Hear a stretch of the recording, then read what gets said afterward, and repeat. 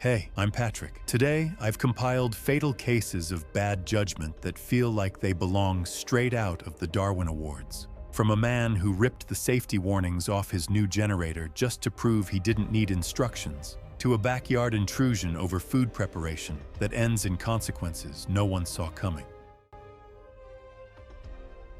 It was October 3rd, 2017. And the studio audience for a late-night talk show in a mid-size American city had settled into their seats for a Tuesday taping, where house lights dimmed over roughly 200 people, and a four-piece band played the opening theme from a raised platform stage left. Coltrane Becknell was 44 years old and had hosted the show for 6 years after a decade doing stand-up and warm-up sets for other people's tapings. The show had never been a ratings leader.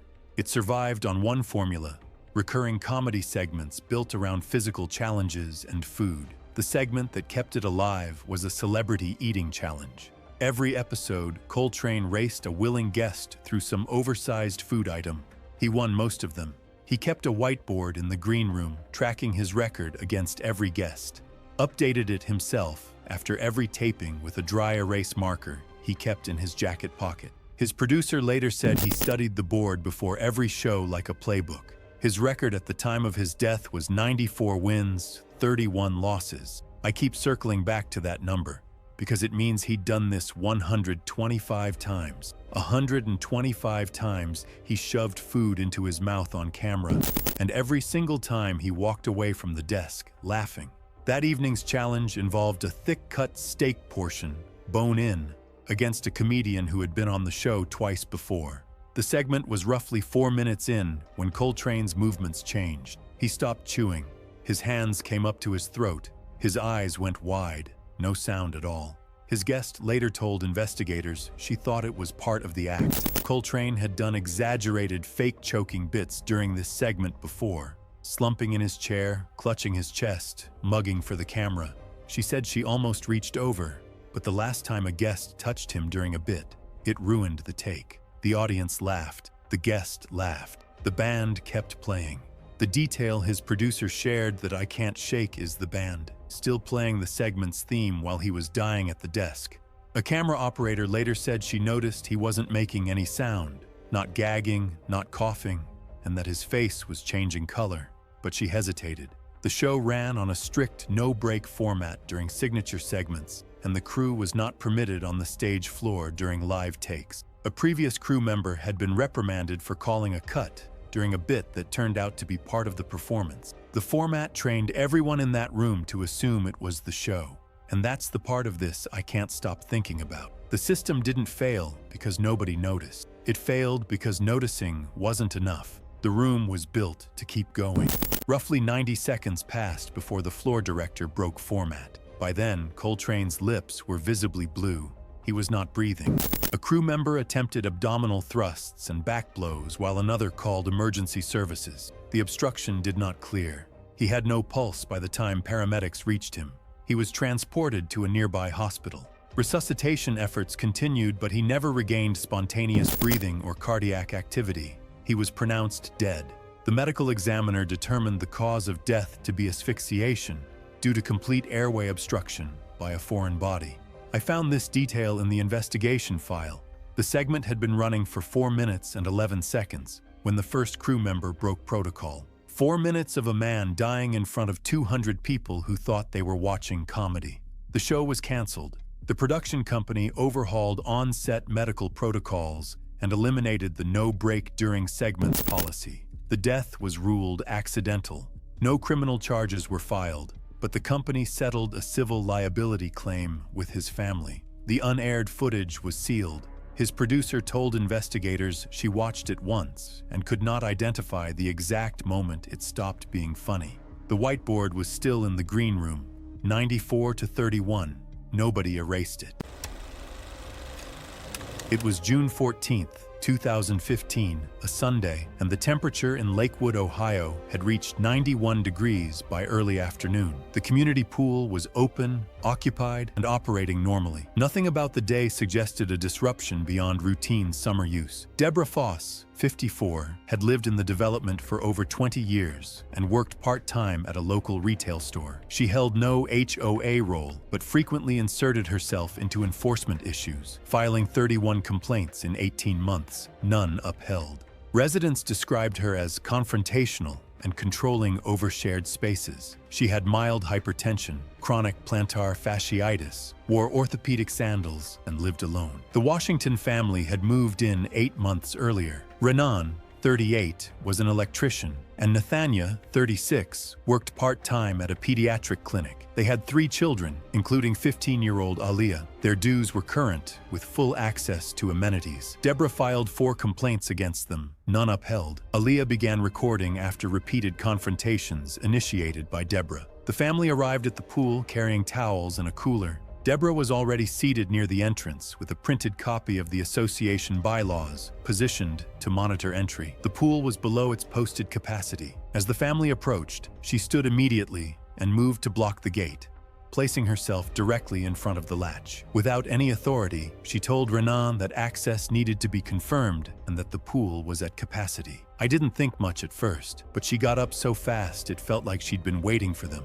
like the paper in her hand was already ready before they even reached the gate. Renan presented a valid membership card. Deborah examined it briefly and stated it appeared expired. She did not step aside. Instead, she remained fixed in place, continuing to assert control over entry. Other residents began watching. Deborah's voice grew louder as she repeated her claims, speaking over responses and preventing the situation from settling. Her posture became rigid. She maintained her position at the gate, using her body as a barrier. Renan remained measured and stated they were entering. When he reached toward the latch, Deborah reacted immediately, stepping forward and shoving him with both hands to the chest. The action was abrupt and not in response to any physical threat. Renan stepped backward onto the grass and maintained balance. He did not respond physically. Deborah remained at the gate, now standing on the narrow concrete drainage edge outside the entrance. The surface was wet from pool runoff and had a thin layer of algae. Her movement during the shove had shifted her weight forward beyond stable footing.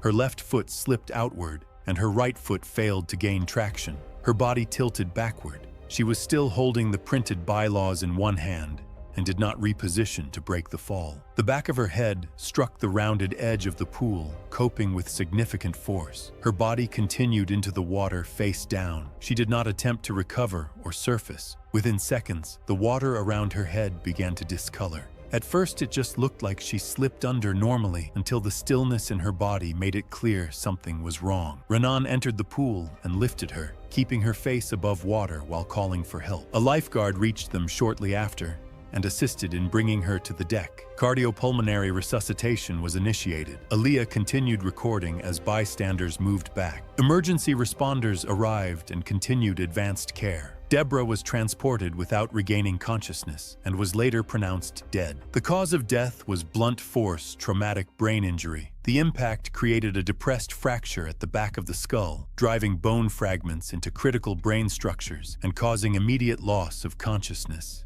and breathing. She was non-viable before entering the water, with drowning considered secondary. The wet surface and low traction from her footwear also contributed to the outcome. For privacy, the recording was removed from circulation. The Homeowners Association later reached a settlement with the Washington family over the handling of repeated complaints and ongoing disputes. The pool entrance was updated with a non-slip surface, and signage was added indicating all residents were permitted access. It was April 12, 2013. A large open-air safari park in Central Florida, mid-afternoon, flat and bright and hot. The park's main visitor experience was a guided tram tour, a 2-mile loop through open habitats, housing giraffes, zebras, ostriches, and several species of African antelope. 6-car open bench configuration, no roof, no side panels, operator at the front of the lead car facing forward. Joel Castron was 45, owned an auto body shop outside Orlando. He'd come out alone on a day off, not a wildlife enthusiast, just looking for something different to do. He'd brought a handheld video camera and had been filming throughout the tour, relaxed, talkative with the people around him, the kind of guy who treated every outing like it was going to make a good story later. The tram departed at 2:15 p.m., with 23 visitors across the 6 cars. Joel was in the last car, second bench from the rear, right side.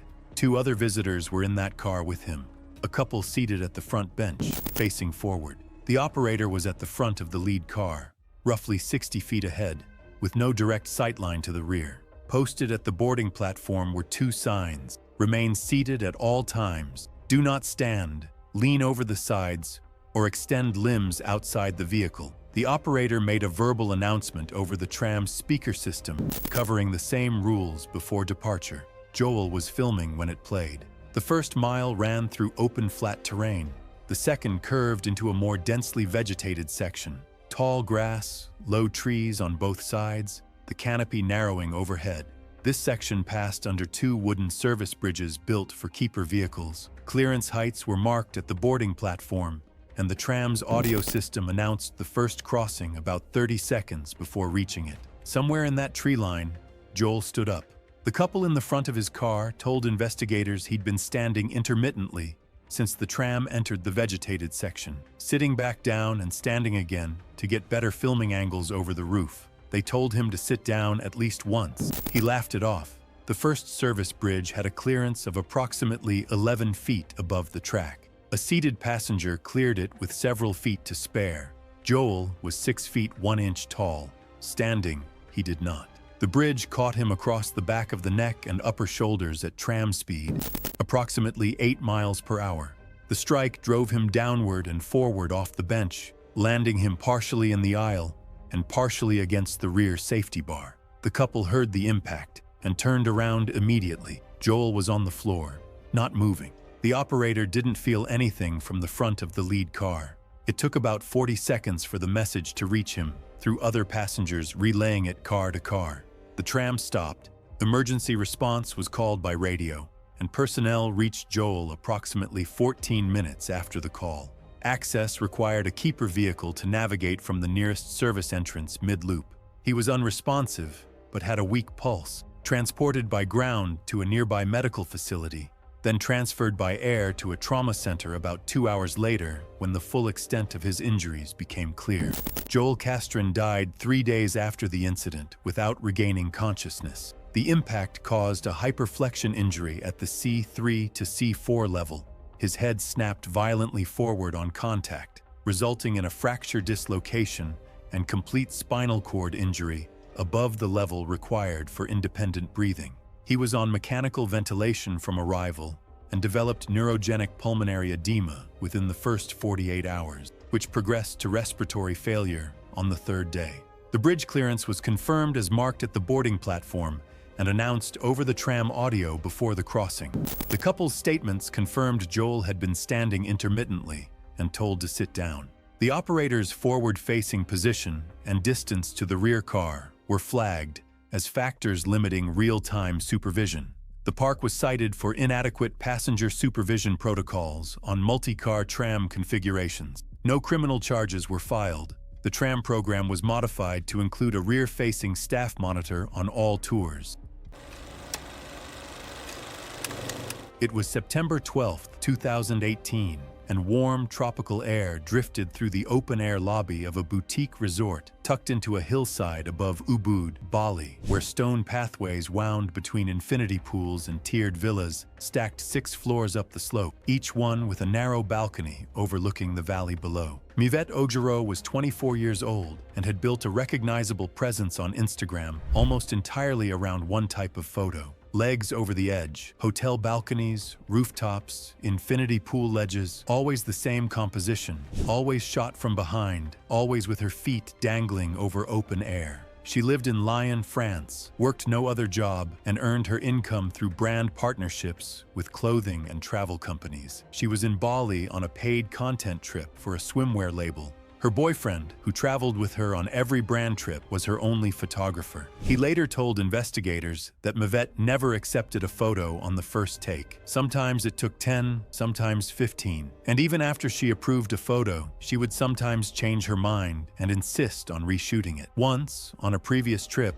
she made him reshoot a poolside photo 3 separate times, across 2 days because the water behind her kept changing shade depending on the time of day. And I think that's the detail that sets up everything that happens next, because she didn't die taking a photo. She died retaking one she already had, for reasons that wouldn't have shown up in the picture. Their villa sat on the 6th floor of the hillside complex. The balcony was narrow, roughly 4 feet deep, with a waist-high metal railing and a direct view down to a stone pool deck below. Other guests at the resort later told investigators they had seen Mivette sitting on balcony railings on previous days of the trip, legs dangling outward, while her boyfriend crouched low for the upward angle she preferred. None of them reported it to the staff. That afternoon, Mivette climbed over the railing and positioned herself on the exterior side, sitting on the narrow top rail with her legs hanging over the 6-story drop. Her boyfriend stood inside the balcony, holding her phone at a low angle, framing the valley behind her feet. They shot for roughly 10 minutes. He showed her the screen. She approved the photo. She climbed back over the railing to the balcony side. The shoot was done. Then she looked down. The swimming pool directly below their villa was a deep turquoise, lit by the afternoon sun. She told her boyfriend the pool looked better than the valley as a background. He held up the phone and showed her the approved photo next to the pool angle. He later told investigators the two backgrounds looked nearly identical on the phone screen. He told her that. She said the turquoise was better. Then she noticed her bikini strap was twisted on her left shoulder. Her boyfriend later told investigators he reminded her that the photo only showed her from the waist down. Her shoulder wasn't in the frame. It had never been in the frame. She said she could tell. She climbed back over the railing, second time. Same position, exterior side, legs dangling, hands gripping the rail behind her. But the pool was on the opposite side of the balcony from where she had been sitting before, and the railing on that side was narrower where it met the building's exterior wall. Before her boyfriend started shooting, she let go of the rail with one hand to fix the twisted bikini strap on her shoulder. Her boyfriend shifted to the new angle and began shooting. She gripped the rail again and adjusted her legs to get the pool centered behind her feet. She shifted her weight to angle her knees outward. Her center of gravity passed beyond the railing's edge. Her boyfriend later described seeing her hands tighten on the rail and her upper body tilt backward in a single motion. One hand came off the rail, then the other. He reached forward. Their fingers did not connect. She fell 6 stories onto the stone pool deck she had wanted as her background. 2 guests at the pool saw the fall. One described the sound, but I'm not going to pass that along. The other told investigators he saw her phone hit the deck a moment later. Her boyfriend had dropped it, reaching for her. She had the photo. It was done. She went back over the railing for a background her boyfriend couldn't tell apart from the first one, and to fix a strap that wasn't even in the frame. Resort staff and a local emergency crew reached her within minutes. She showed no signs of life at the scene. Her death was later confirmed at a hospital in the nearest city. The medical examiner determined the cause of death to be severe craniocerebral and thoracic trauma, consistent with a vertical fall onto a stone surface from significant height. The balcony railing showed no structural failure. The railing functioned exactly as designed. It was never meant to be sat on from the outside. The resort quietly conducted an internal review and updated guest materials with language covering balcony use. Mivette's boyfriend later posted the first photo, the one she had already approved, the one with the valley behind her. It became the most shared image on her account. The swimwear label removed her from the campaign page within 48 hours. The photo she died for, the one with the turquoise pool, was never taken. It was July 4th, 2016. About 14 people were there. The children had been sent inside. Terrence Bowl was the one setting off the fireworks. He was 34 and worked the parts counter outside town. He coached his nephew's Little League team and made hot sauce that he gave away to friends and family. In most areas of his life, he followed basic safety habits. But people who knew him later described a pattern. When something had started and others were watching, he tended to take it a step further. The fireworks he was using were not standard consumer items. The mortar rack contained 6 3-inch shells and had been purchased earlier that day from a roadside stand across the state line. The instructions showed the tubes secured upright in the ground and listed a minimum safe distance. He did not set it up that way. Instead, he placed the tubes in a coffee can filled with sand. He had already fired several shells using that setup without a failure. One cleared a nearby tree, another burst lower than expected.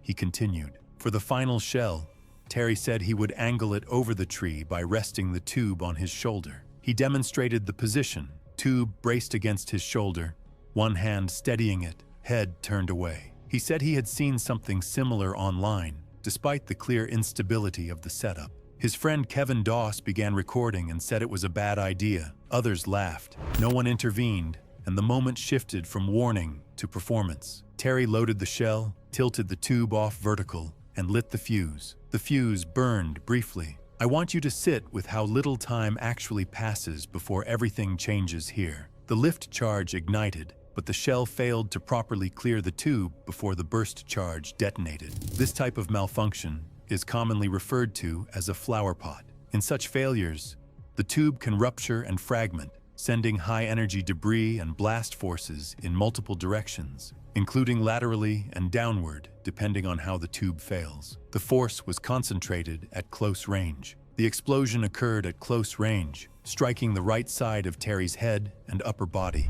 He collapsed immediately into the grass, the tube falling with him as the blast and fragmentation took effect. The recording captured a flash at the base of the tube, then his body dropping. The camera shook. The audio recorded the blast, followed by a brief silence and then sustained screaming. Emergency services were called. Responders arrived within minutes. He showed no signs of life on their arrival. The autopsy documented catastrophic cranial trauma from close-range blast and fragmentation forces, with extensive skull disruption and severe brain injury consistent with a mortar tube failure. The right hemisphere of the brain sustained severe destruction. The left hemisphere remained structurally intact, but non-functional due to damage to the brainstem. His heart, lungs, and abdominal organs were unaffected. His blood alcohol level was below the legal driving limit. The injuries were not survivable under any circumstances. Right after it happened, the recording ended up being shared outside the group without anyone meaning for it to.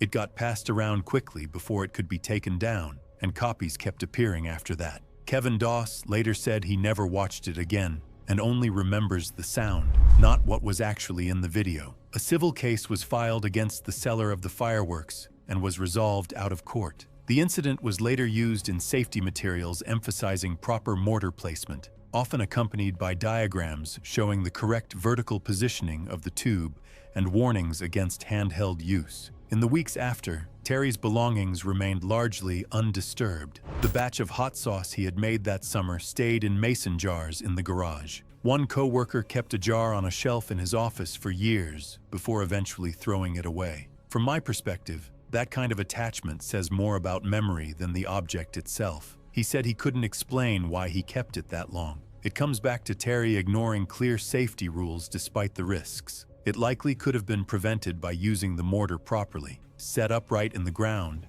and not trying to handle it. No one in the moment pushed hard enough to stop it before it went ahead. It was January 26, 2018, a Sunday morning, at a suburban home in Austin, Texas. The backyard was narrow but well kept, the pool taking up most of the rear section behind the patio. It was already 88 degrees by 10 in the morning. Tate Drummond was 31 and had been watching short-form videos the night before when he came across a prank clip with over 12 million views. A father throws a realistic baby doll toward a pool. The mother reacts in pure panic, and the reveal produces relieved laughter. The comments were full of people tagging their partners. He ordered a weighted, realistic infant doll from an online retailer that same evening. It arrived Friday. He did not tell his wife. I've seen videos exactly like the one Tate watched. Most people have, and the comments are always the same. Hundreds of people tagging their partners, already planning to do it. This felt completely normal to him. That's the part that concerns me. On Sunday morning, he set up 3 cameras, one on the patio pergola facing the pool, one inside the kitchen window, and one handheld.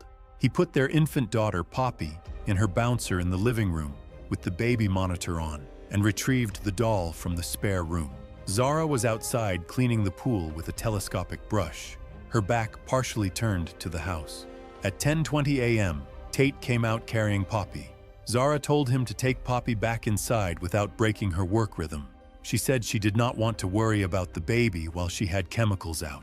Her tone was practical. She turned back to the pool. Tate went inside, put Poppy back in her bouncer, wrapped the doll in the same muslin cloth Poppy was usually swaddled in, and went back outside. He waited 4 minutes. Then he shouted Zara's name. She turned. He threw the doll in a high arc toward the center of the pool, shouting at her to catch it. Zara reacted instantly. Her mind registered only one thing: her daughter over the water. She was already running before the doll reached the peak of its arc, her eyes fixed on the bundle instead of the ground ahead. The pool coping rose about 1.5 inches above the patio surface. Her leading foot caught it at full stride. Her momentum carried her body forward while her feet stopped. She did not dive. She did not fall into the water.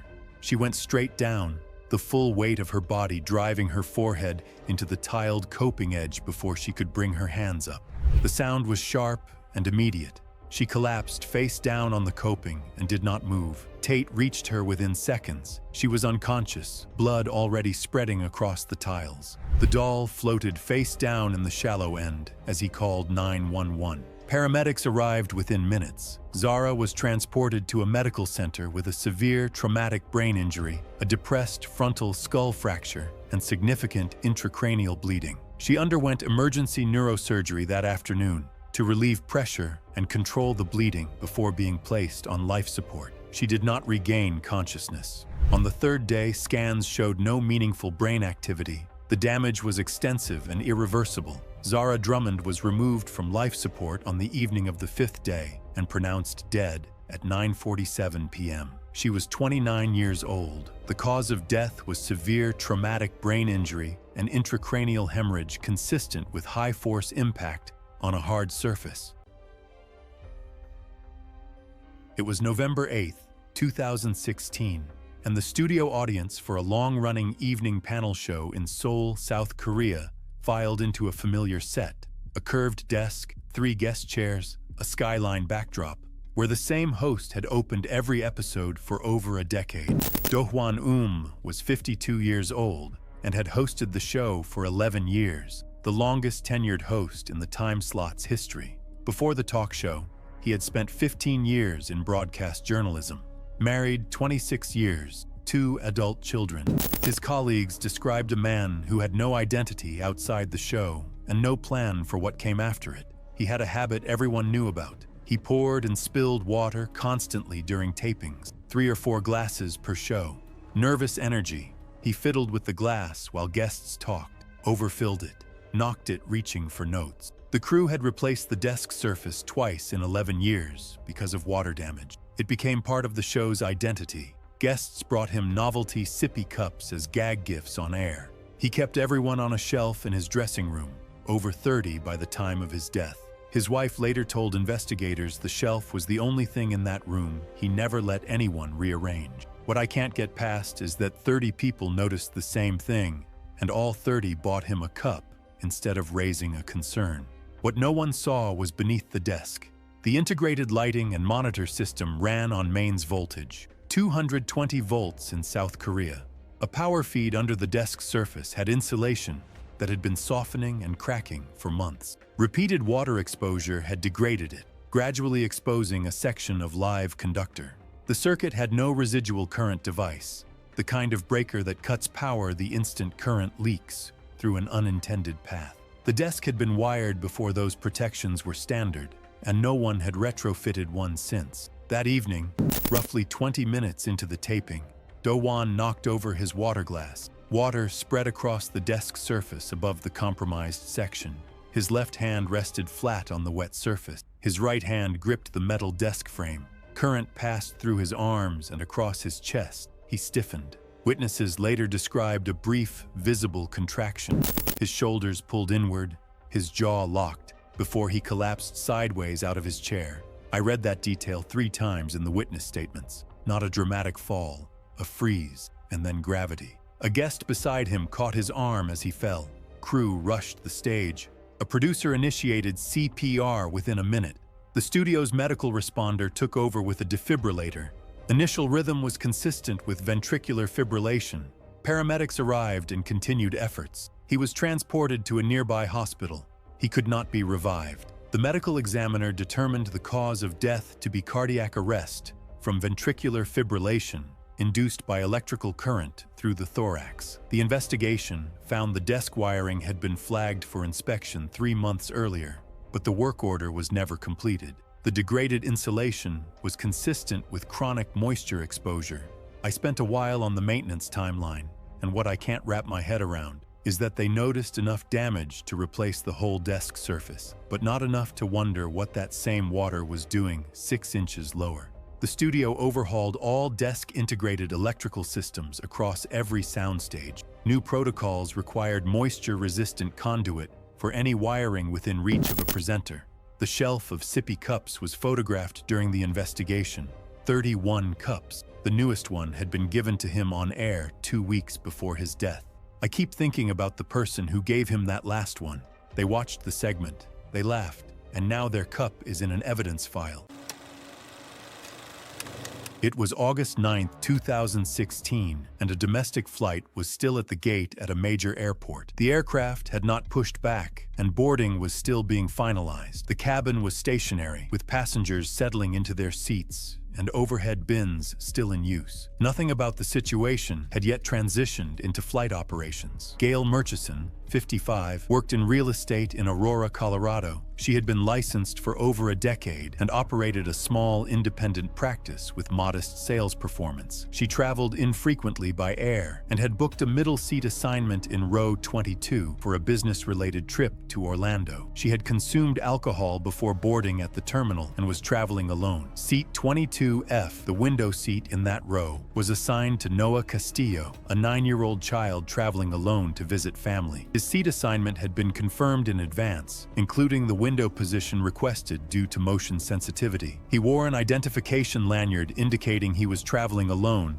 and was escorted during boarding. Gail boarded and proceeded to row 22, where she found the window seat unoccupied and sat there instead of her assigned middle seat. She stored her belongings and remained seated. When Noah arrived with a gate escort and identified his seat, he stated that he believed the window seat was his. Gail did not acknowledge the clarification and instructed him to sit in the middle seat instead. The escort explained that the assignment was fixed and that the child was traveling alone. Gail refused to move and insisted the seating arrangement did not concern her. The child became visibly distressed and remained standing in the aisle as the situation stalled. A flight attendant was called to the row and reiterated that the seat assignment had to be followed. Gail continued to refuse, stating she had paid for her ticket and would not relocate. Her tone escalated, and she remained seated in the incorrect seat while the conflict continued. This is the point where you can feel the entire row starting to tighten up around what's happening.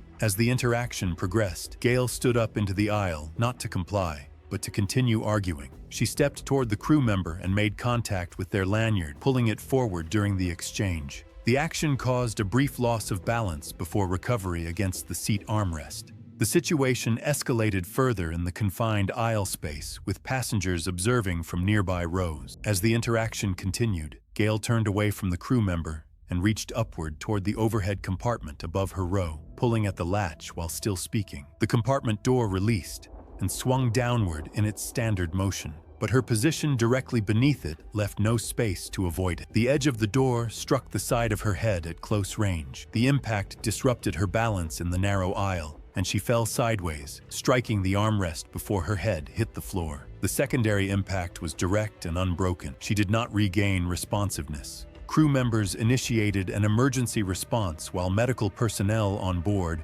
assisted within moments. She was found unconscious with abnormal pupil response and signs consistent with severe head trauma. The aircraft remained at the gate while emergency services were requested. She was transported for advanced medical treatment. In situations like this, everything shifts into procedure mode, even while the cabin is still full of people watching in silence. Medical evaluation identified a severe intracranial bleed caused by blunt force trauma sustained during the fall, primarily from impact with the armrest and floor. The impact resulted in a fractured bone and damage to a major artery beneath the skull, causing rapid internal pressure on the brain.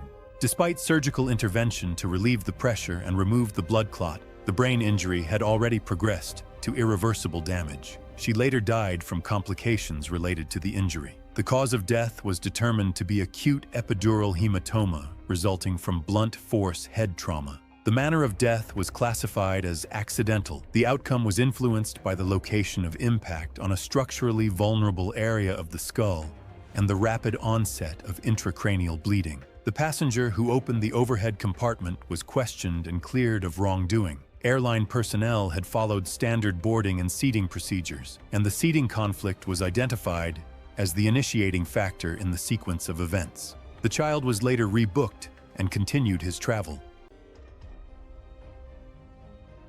It was November 8, 2015, a large aquarium on the eastern seaboard. Early evening, the tail end of a busy Saturday. The facility was running a scheduled fire alarm evacuation drill, announced to staff but not to visitors, standard practice to simulate real conditions. Visitors were directed toward marked exit corridors by staff positioned throughout the building. The main floor cleared quickly. The upper level took longer. Alan Briggs was 38, an electrician from Baltimore. He'd come to the aquarium alone midway through a solo weekend in the city. Methodical guy, the kind of person who read every exhibit placard and took his time.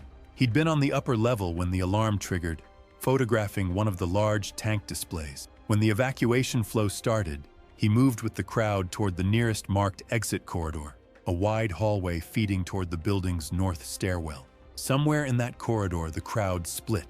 A secondary flow of visitors turned left toward a second stairwell. Alan followed the smaller group, which thinned out fast. Within about 2 minutes, he was alone in a narrower hallway he didn't recognize. The alarm was still going.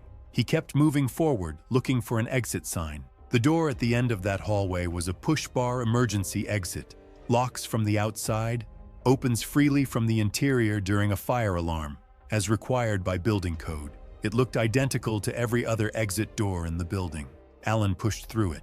It didn't lead outside. It opened into a staff-only equipment corridor running along the back of the aquarium's filtration and life support systems. Narrow, poorly lit, not designed for public access. What Alan had no way of knowing was that a CO2 leak had been developing in that corridor for several hours. A slow failure in one of the pressurized lines used to regulate pH levels in the large marine tanks. CO2 is odorless, colorless, and heavier than air, which means it pools at floor level and builds up in enclosed spaces with no warning at all. The concentration in that corridor had been climbing since mid-afternoon. At concentrations above 10%, CO2 doesn't just displace oxygen, it acts directly on the respiratory system, causing dizziness, disorientation, and loss of consciousness within seconds. The corridor had no CO2 monitoring alarm, no warning signage on the door. The leak hadn't been detected because the equipment room's internal sensor had malfunctioned 3 weeks earlier and hadn't been replaced yet. Alan made it about 15 feet inside before he went down. CO2 poisoning at that concentration doesn't give you time to understand what's happening. You're disoriented, then you're on the floor. He was there for approximately 40 minutes before anyone realized he was missing. A loose acquaintance he'd met at his hotel that morning mentioned to a staff member during re-entry that he hadn't come back out with the crowd. A staff member doing a post-evacuation sweep found the push-bar door ajar and radioed for a maintenance team rather than entering. The right call.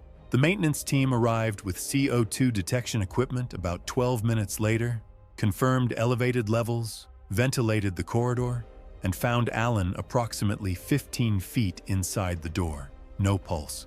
Resuscitation was attempted on site for approximately 18 minutes before he was transported to a nearby medical facility. He was pronounced dead on arrival. Alan Briggs was pronounced dead approximately 2 hours after he was found. Cause of death was hypercapnic asphyxiation, CO2 poisoning at a concentration sufficient to cause rapid loss of consciousness and fatal respiratory depression. The autopsy confirmed no pre-existing condition.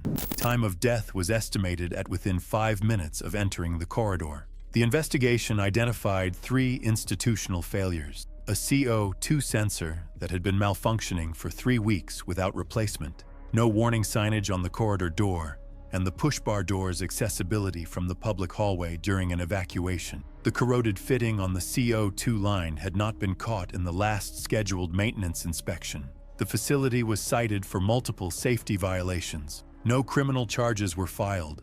Civil proceedings were initiated by Allen's family and settled out of court.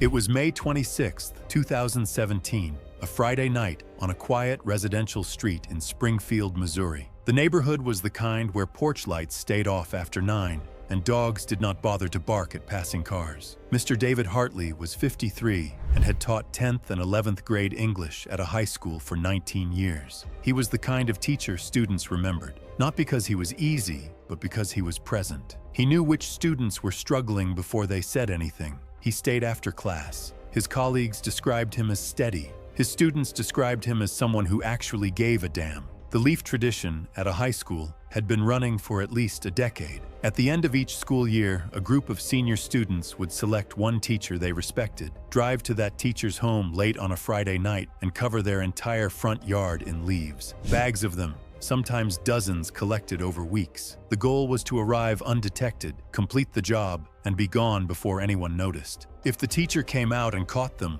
the prank was over. Getting caught was the ending, not the escalation. Mr. Hartley had known about the tradition for years. By May of that year, he had started to suspect his turn was close. A few of his 11th grade students had been unusually pleasant in the weeks leading up to the end of term. One had asked with no obvious reason whether he lived far from school. He had smiled and said nothing. He told his wife about it that same week. He said he was looking forward to catching them. I've said before that the details that get me are never the big ones. It's always something small. And here it's this. He was looking forward to catching them. He was genuinely excited to be part of the prank. On that night, 6 11th grade students loaded 4 cars with 32 bags of dry leaves collected from parks and sidewalks across the district over the preceding 3 weekends. They drove separately and parked at staggered distances from Hartley's street on the quiet residential neighborhood where porch lights stayed off after 9 and dogs did not bother to bark at passing cars. They had agreed on silence, no phone flashlights, and a 10-minute maximum on the ground. 2 acted as lookouts. 4 went to work on the yard. By 11:40 p.m., they had emptied all 32 bags across the front lawn, the garden beds, and the path to the front door. The yard was completely buried. They were gathering the empty bags to leave when the porch light came on. Mr. Hartley appeared at the front door in sweatpants and a hoodie. He had been awake. He saw the figures on his lawn and immediately understood what was happening. He came down the front steps fast, calling out to them by name. The students scattered. Most ran toward the parked cars. One ran the wrong way toward the road end of the street and stopped at the corner under a streetlight, doubled over, and looking back at him. Mr. Hartley ran toward that student. He was moving fast, still laughing, covering the sidewalk in long strides. He did not see the concrete curb drop at the edge of the driveway crossing. His leading foot came down expecting flat ground and found a step down of about 6 inches. His ankle folded. His body pitched forward and he went down hard, his chest and face hitting the road surface as he rolled off the curb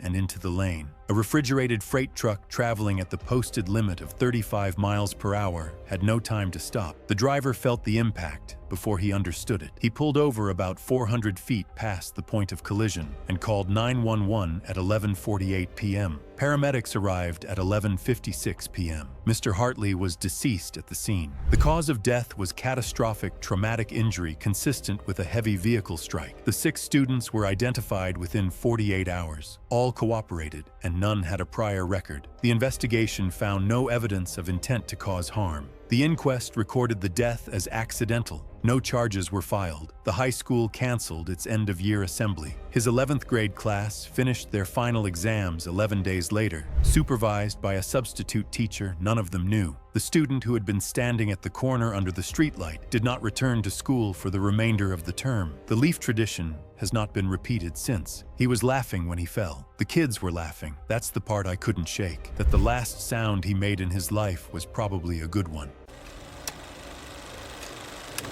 It was June 14, 2017, and early evening light stretched long across a marshy meadow at the edge of a lakeside trail in a national park in the northern Rockies, where a cow moose and her calf stood knee-deep in willow scrub, roughly 40 yards from the trailhead parking area, and a handful of tourists watched from the gravel lot with phones raised. Kendall Merriweather was 37 years old, an elementary school reading specialist from a suburb outside Kansas City, and the voice behind a family lifestyle blog she had been growing for a few years. She was visiting the park with her husband and their 2 children, ages 7 and 9. On a summer trip she had been planning for months. A co-worker later told a reporter that Kendall planned every family vacation around content. Before each trip, she printed a shot list sourced from Pinterest. Every photo was labeled with the location, the framing, and the exact caption she planned to post. The moose shot was on the list, labeled with a caption about her kids standing in front of a moose during magic hour. That list was later recovered from her day pack. That's the part I kept getting stuck on during research. She didn't just want the photo, she had already written the words that would go under it. The picture was the last step. Park regulations require visitors to stay at least 25 yards from all wildlife. Signs at the trailhead specifically warn that cow moose with calves are unpredictable and can charge without warning. Multiple visitors in the parking area that evening later described watching Kendall move her children closer in stages, leaving the gravel lot and walking into the meadow grass, repositioning them roughly every 30 seconds, checking her phone screen after each move. 2 separate visitors called out to her that she was too close. One of them later told investigators she waved him off without looking up from the phone. A ranger on a routine vehicle patrol spotted the family and began approaching on foot from the lot. At that point, Kendall handed the phone to her husband and walked forward past her children, positioning herself between them and the cow to adjust the framing. She was facing her family with her back to the animal, roughly 20 feet from the cow. The calf was partially hidden in the willows behind its mother. Another visitor near the lot later told investigators the cow's ears had flattened and the hair on the back of her neck was standing up. He shouted. Kendall did not turn around. She was looking at her phone screen in her husband's hands, directing the angle. The cow charged.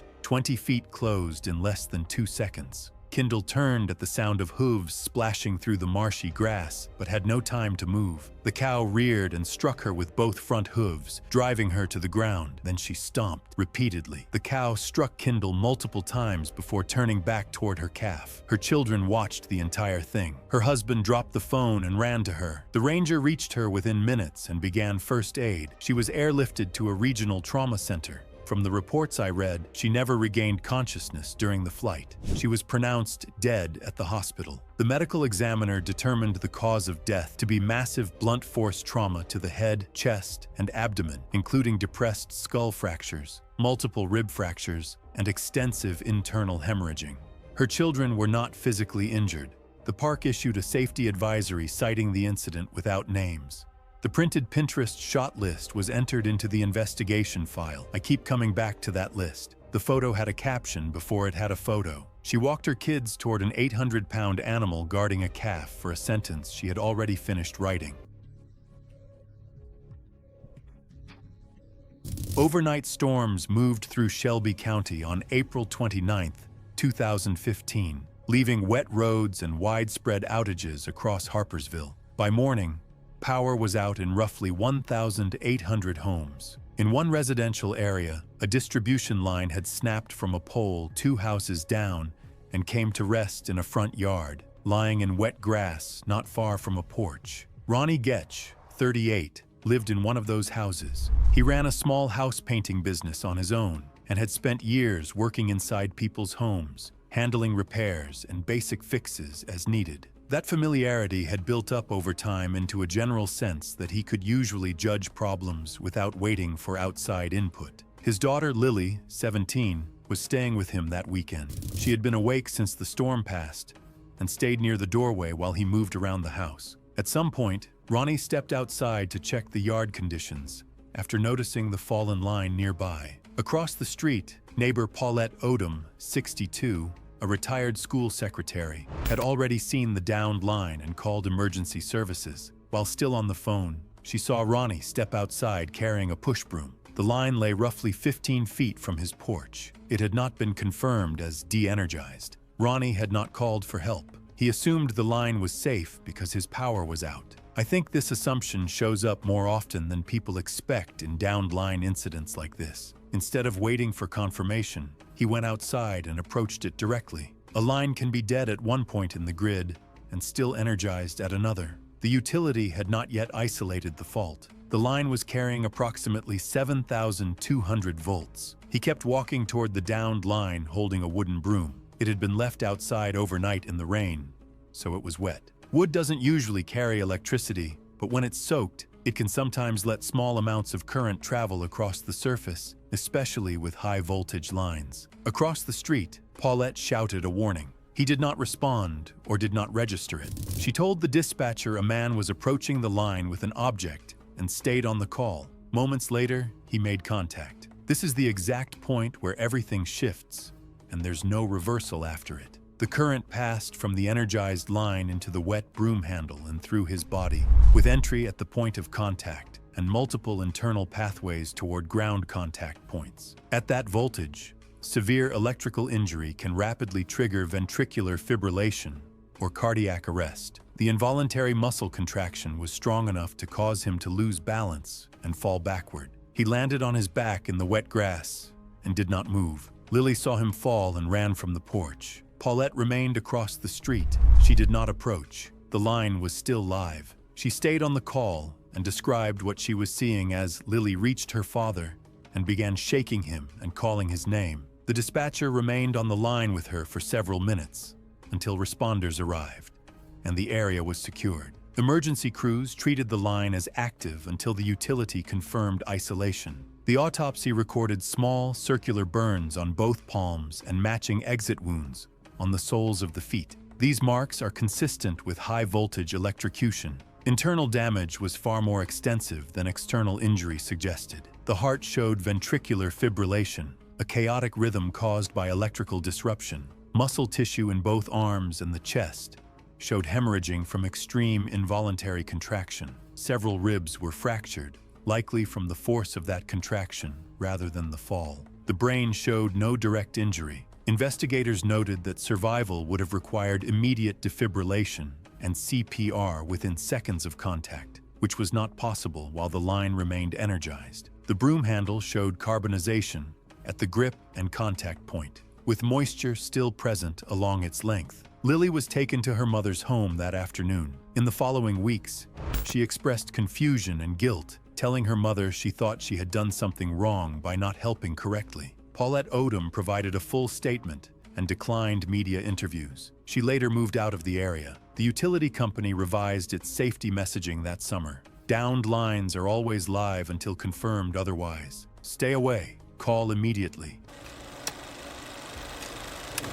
It was October 31st, 2019, Halloween night, on a suburban street in Naperville, Illinois. The neighborhood was active in patches, porch lights left on for passing children, small groups moving between properties with bags already heavy by 7 in the evening. Sienna Hartley was 34 and worked at a radiology clinic. She had finished her shift 2 hours earlier than expected and driven home in good spirits, already thinking about the night. She and her husband Dane had been together for 9 years, married for 5. He was not easy to scare. She had tried before and he had laughed both times before she had even finished setting up. He had a way of seeing things coming. She decided this time would be different. Sienna changed into a full-length white dress she had bought for a costume party 2 years earlier and applied pale theatrical makeup across her face and hands. She pulled a sheer white fabric over her head that partially obscured her features. She texted her closest friend, Brooke Sanderson, 29, and explained the plan. Brooke agreed immediately. "I have to be honest, the planning in this one is what gets me." She had put real thought into this. She wanted to finally get him, and she did. Dane was 36 and worked as a site supervisor for a civil construction company. He arrived home at 6:48 p.m., changed, and was sitting in the living room with a beer when his phone rang at 7:15 p.m. It was Brooke. She told him there had been an incident, that Sienna had been in a minor accident on the way home from a dinner she had supposedly been attending, that she was shaken but okay and needed him to come quickly to an address 2 suburbs over. She used a tone of controlled urgency she had practiced once in the car before calling. Dane was out the front door in under 2 minutes. Sienna had been lying flat across across the back seat of his car for just over 20 minutes. She had climbed in through the rear passenger door while he was inside changing, pulling the door to without fully latching it to avoid the sound. Dane, already rushing after hearing Brooks' call, never walked around the vehicle before getting in.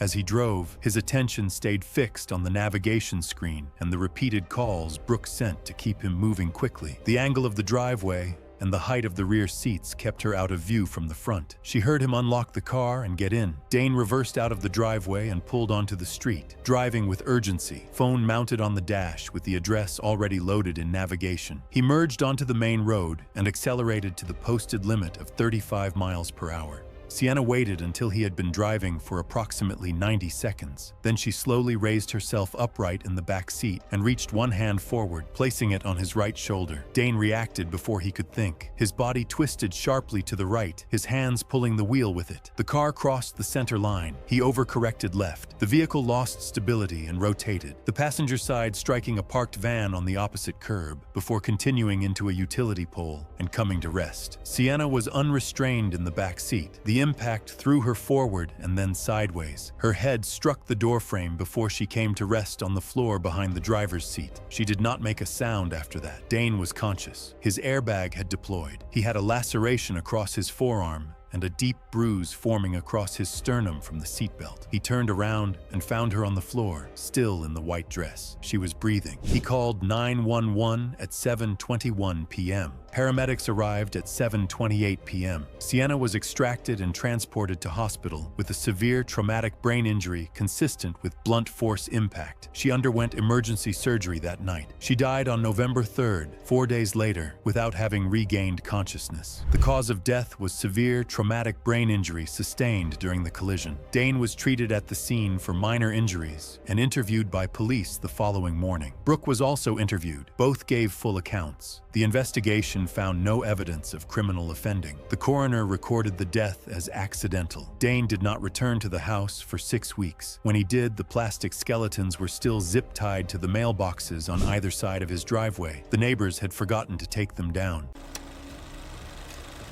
The next situation I found shifts into a grocery store where the setting feels ordinary right up until it doesn't. It was November 3rd, 2020, and a grocery store in Naperville, Illinois, was operating through a routine morning rush. Checkout lines, fluorescent lighting, and the steady noise of refrigeration units. Nothing about the scene suggested anything out of the ordinary. Rhonda Peltier, 61, was a retired direct sales representative active in online medical skepticism and personal rights groups. She had no significant medical history. She was physically healthy, wore reading glasses on a lanyard around her neck, and carried a large, structured tote bag she used as a purse, the kind with a rigid flat bottom and exterior zip pockets she frequently rifled through during arguments to produce her phone. At the store entrance, a sign required face coverings. Rhonda entered without one, stating she was exempt after a brief exchange with staff. She then proceeded inside and later joined a checkout line behind Carol Sims, a cancer patient wearing a mask and moving slowly with her groceries. Rhonda commented on Carol's mask, despite no interaction being initiated by Carol. When Carol did not respond, Rhonda reached forward and pulled the mask from Carol's face by the ear loop. Carol took it back and quietly stated she was undergoing chemotherapy and asked to be left alone.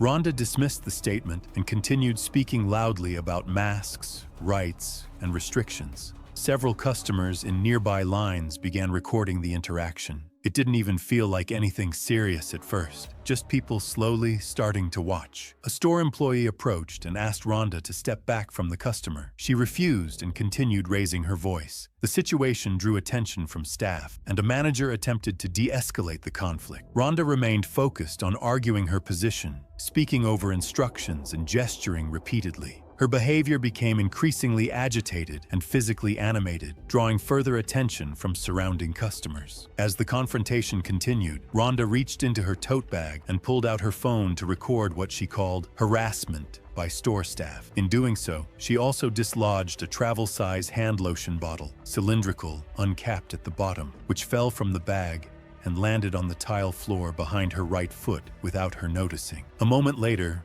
Rhonda took one step backward, a standard shift in posture during the argument, and her right heel landed directly on the lotion bottle. The bottle rolled outward. Her foot went with it. She had no time to correct. Her body weight was already shifting backward, and her arms were occupied, phone in one hand, tote strap in the other. She went down fast, straight back, with nothing to catch herself on. The back of her head struck the tile floor with a single, flat impact. Several witnesses described the sound. She did not attempt to get up. She was unconscious immediately after impact and did not respond to her name. A customer kneeling beside her noted that her right pupil appeared larger than her left within approximately 2 minutes of the fall. Staff called emergency services and began assisting her. Cardiopulmonary resuscitation was started while waiting for medical response. Bystanders continued recording the scene as staff attempted basic life support measures. She was treated on scene due to unresponsiveness and transported to a hospital. A CT scan confirmed a large acute epidural hematoma, a blood clot pressing on the brain from the point of impact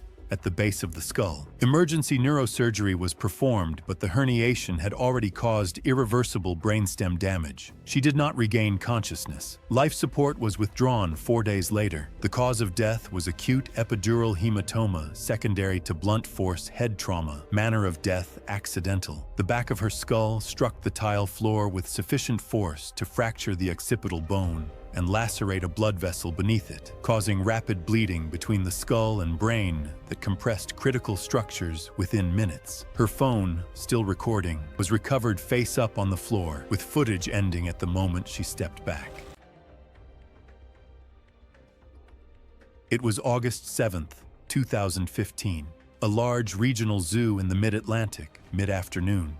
The kind of humid summer day where the air barely moves and everything smells like hay and standing water. Along the perimeter were service gates, heavy steel frames with sliding bolt latches used by keepers for feeding runs and routine maintenance. Hayden Mabley was 41, a contractor from Central Virginia, in town for a work project with a few days to spare. Physically fit, outdoorsy, the kind of guy who'd spent enough time working in the field to feel comfortable in spaces that made other people nervous. He hunted, he hiked, he didn't think much of fences. He'd been photographing animals throughout the zoo on a DSLR, and by the time he reached the rhino yard, he'd already spent nearly 20 minutes at the enclosure working angles, trying to get the resident female to move closer to the fence line. White rhinos are the second largest land animal after elephants, regularly reaching between 3,500 and 4,000 pounds. They can look slow and indifferent from a distance,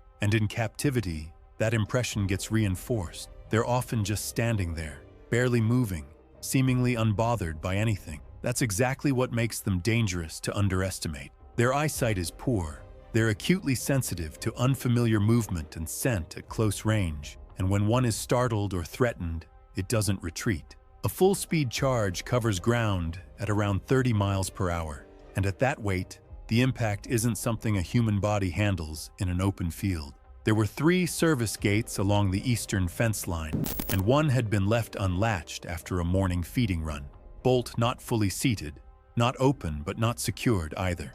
A sign posted directly on it read, "Authorized personnel only, do not open." A second sign on the adjacent fence panel, "Do not approach fence, do not attempt to enter enclosure." A keeper doing a routine perimeter check noticed Hayden standing close to the gate and walked over, told him to step back behind the rope barrier. He complied, made small talk for a minute, asked about the rhino. The keeper answered briefly, reminded him to stay behind the rope line, and moved on. She'd been gone less than 4 minutes when he pushed the gate open and walked in.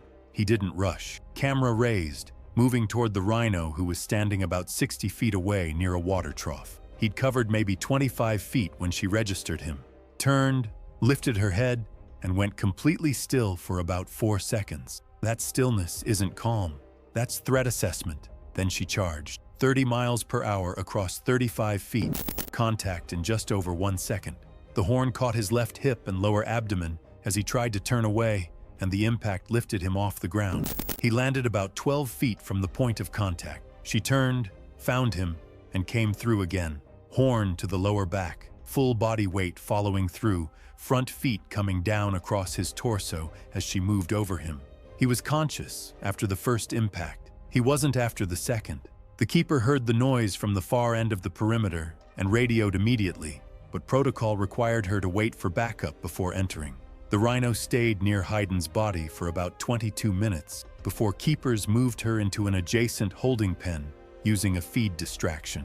Emergency personnel entered roughly 26 minutes after the initial impact. No pulse. Hayden Mabley was pronounced dead at the scene. Cause of death was multiple blunt force injuries with massive internal hemorrhage, ruptured spleen, lacerated liver, fractures to the left pelvis, 3 lumbar vertebrae, and 5 ribs on the right side. The horn impact had perforated the abdominal wall. The trampling injuries were identified as the primary cause of death, the compression across his chest sufficient to cause bilateral lung contusion and cardiac tamponade. The unlatched gate was flagged as a contributing factor, but the investigation was clear. It didn't cause this. Hayden had been warned, had complied, and then walked in the moment the keeper was out of sight. Ruled an accident. No charges filed. His camera was recovered about 8 feet from where he fell. The last image on the card was a wide shot of the rhino at the water trough, time-stamped 4 seconds before the charge. It was February 11th, 2019, and the last blue light of dusk settled over a steel railway bridge spanning a wide, slow river valley in a rural stretch of southern India, where the bridge's riveted iron trusses glowed faintly orange from the sun, dropping behind low hills to the west. Jorrit Spinhoven was 22 years old and had built a growing following on Instagram around one concept: setting up his camera in places you are not supposed to be. Active rail bridges, restricted rooftops, fenced-off industrial sites. He was from Utrecht in the Netherlands and had dropped out of a photography program after a single post of a long exposure shot from the middle of an active rail line went viral. Every shoot after that was the same formula. Find a restricted location, set up his tripod somewhere dangerous, shoot a long exposure at dusk. His signature, the thing his followers recognized instantly, was the industrial over-ear hearing protection he wore in every single photo and video. Thick, foam-padded industrial muffs rated for construction sites. They started as a practical choice, blocking out noise so he could focus on composition. But they became his brand. His followers called him the silent shooter. He wore them in every reel, every story, every shoot.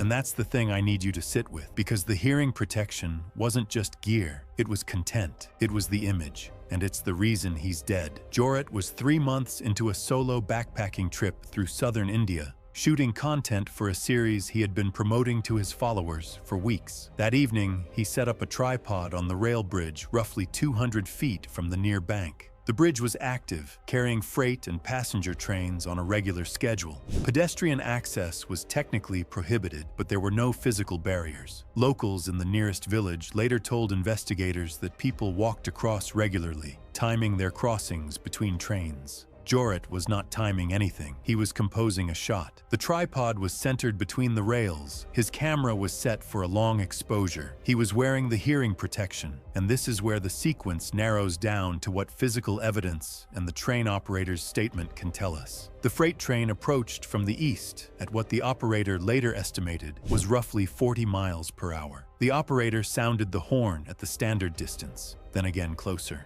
then continuously. Jorrit did not react. The hearing protection reduced the horn to a muffled sound, competing with wind and the ambient noise of dusk on an open bridge. He may have heard something. He did not respond to it. The vibration through the steel bridge deck reached his hands and feet before his brain connected the muffled sound to what it meant. By the time he registered it, the train was already close. The operator told investigators he saw a figure stand upright from a crouched position and reach toward the ground, toward the tripod. He did not see the figure move off the tracks. There was no time. The train could not stop in time. The horn never stopped blowing. What I keep thinking about is that moment, the vibration in his hands. He felt it, he knew, and his first instinct was to reach for the camera, not to run. The bridge was roughly 12 feet wide. The train occupied the center. A few steps to either side, he would have been standing on the maintenance walkway. A few steps. That's what the hearing protection cost him. Jorrit was struck and killed instantly. The medical examiner determined the cause of death to be massive blunt force polytrauma consistent with high-speed locomotive impact. His hearing protection was recovered on the bridge deck, roughly 15 feet from the tripod, still intact. The camera and tripod were destroyed. The investigation classified the death as accidental trespassing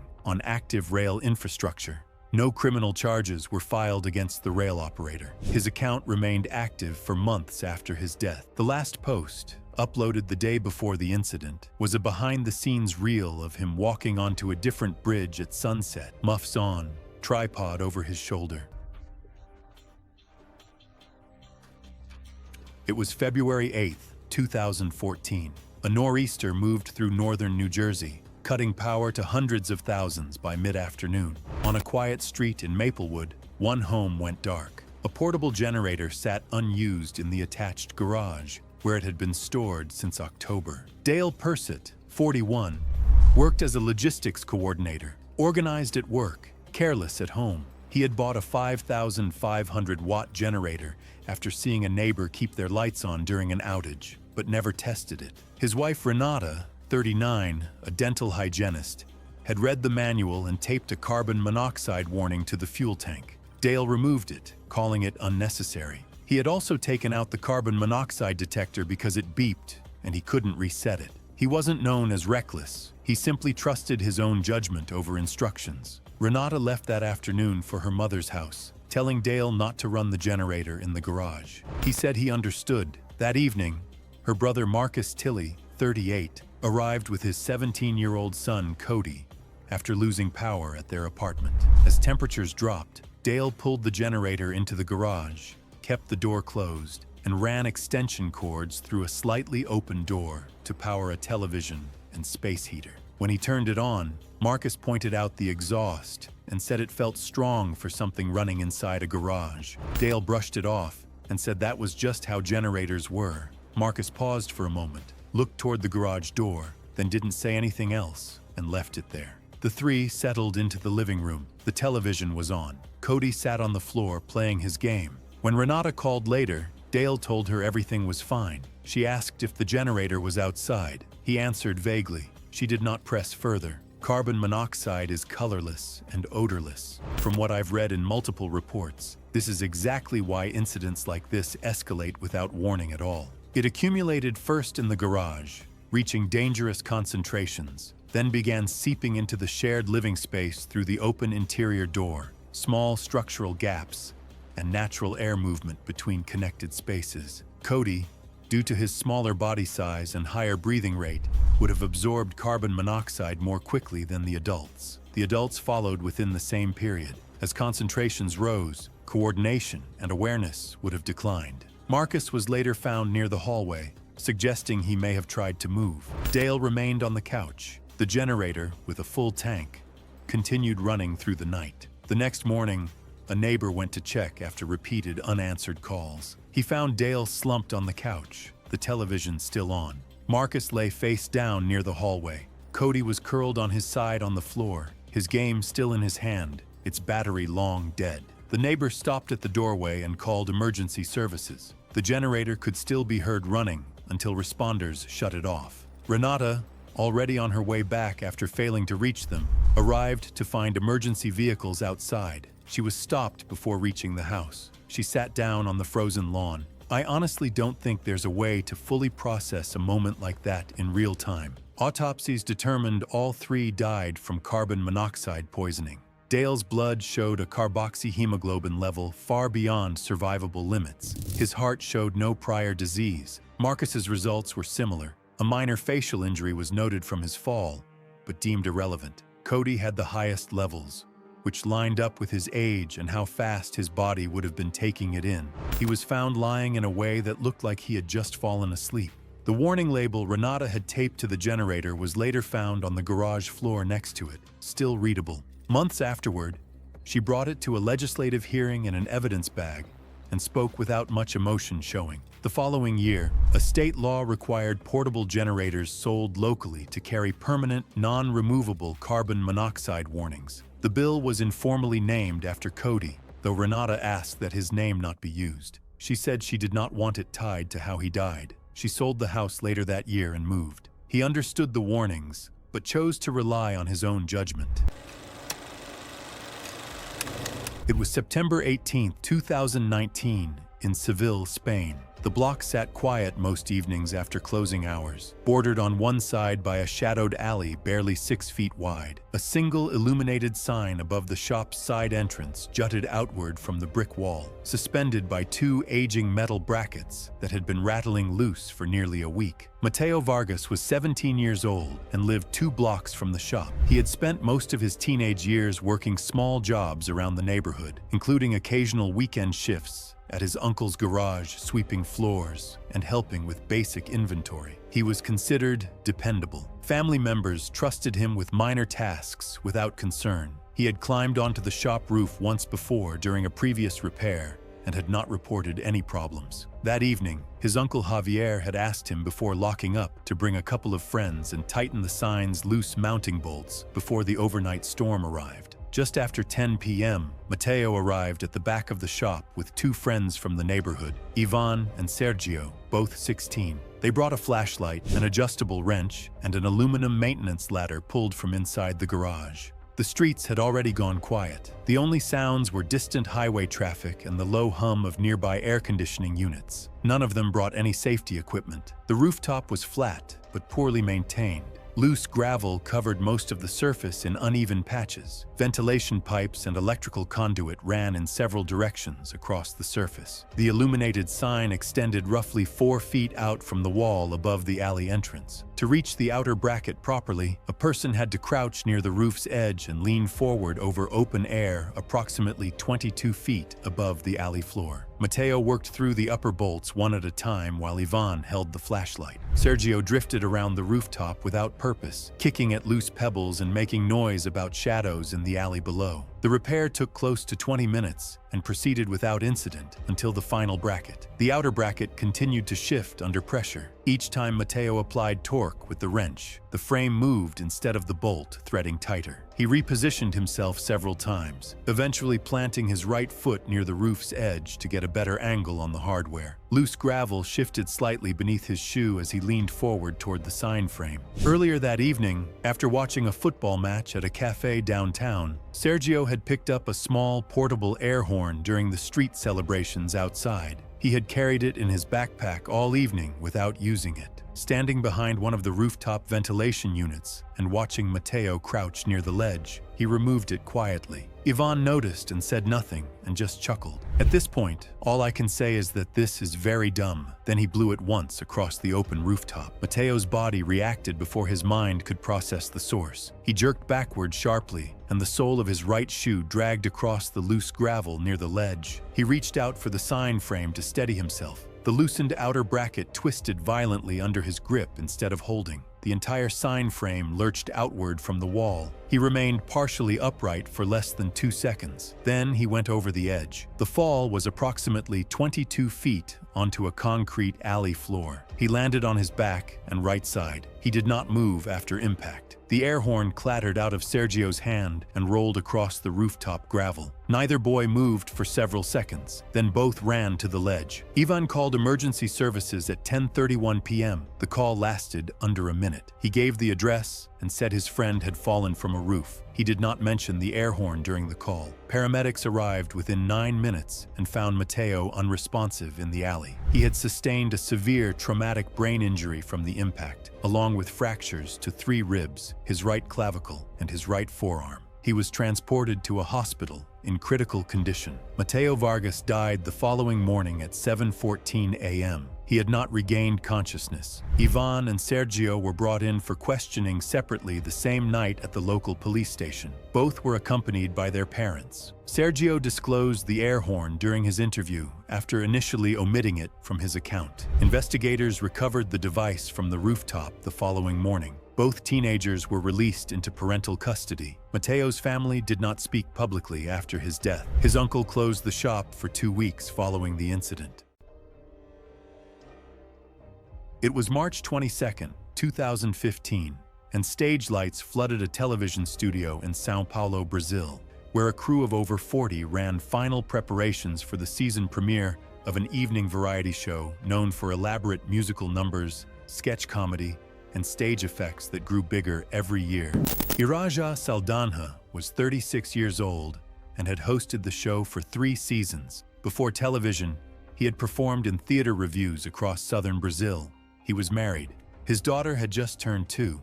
His wife worked in television production, and colleagues said the two of them talked about staging and lighting the way other couples talked about dinner plan.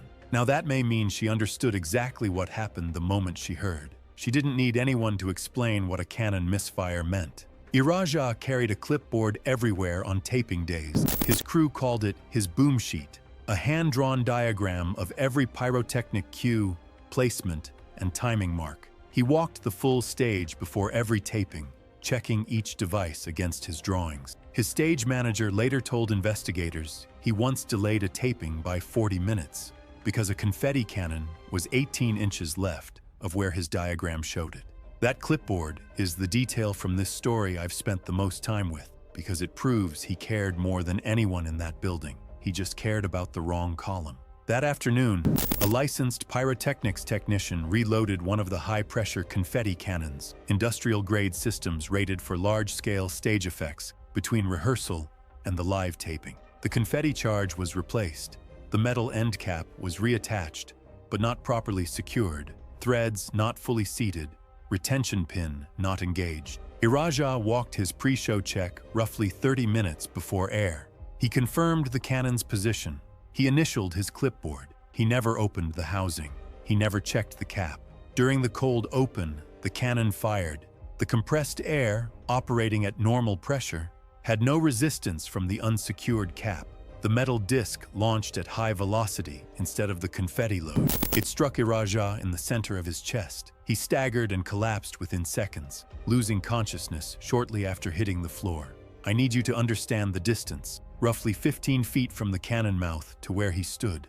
The cap crossed that space faster than anyone on that stage could process what had happened. The impact caused massive internal damage, cardiac contusion, and lung collapse. Crew reached him within seconds. The on-set medic attempted to stabilize him, but the hemorrhaging outpaced any intervention available in the studio. He was transported to a hospital and pronounced dead shortly after. The medical examiner determined the cause of death to be blunt force thoracic trauma, resulting in cardiac contusion, lung collapse, and hemorrhagic shock. The show was suspended indefinitely. The scene was treated as a workplace fatality. Federal workplace safety authorities issued a review of compressed air pyrotechnic systems and reload protocols. The technician who performed the reload was referred for criminal negligence review. The clipboard with Iraja's initials was entered into evidence. Going through that clipboard page after reading the investigation report is what broke me. Every mark was correct. Position, angle, timing, sightline. Every box checked except the one that mattered.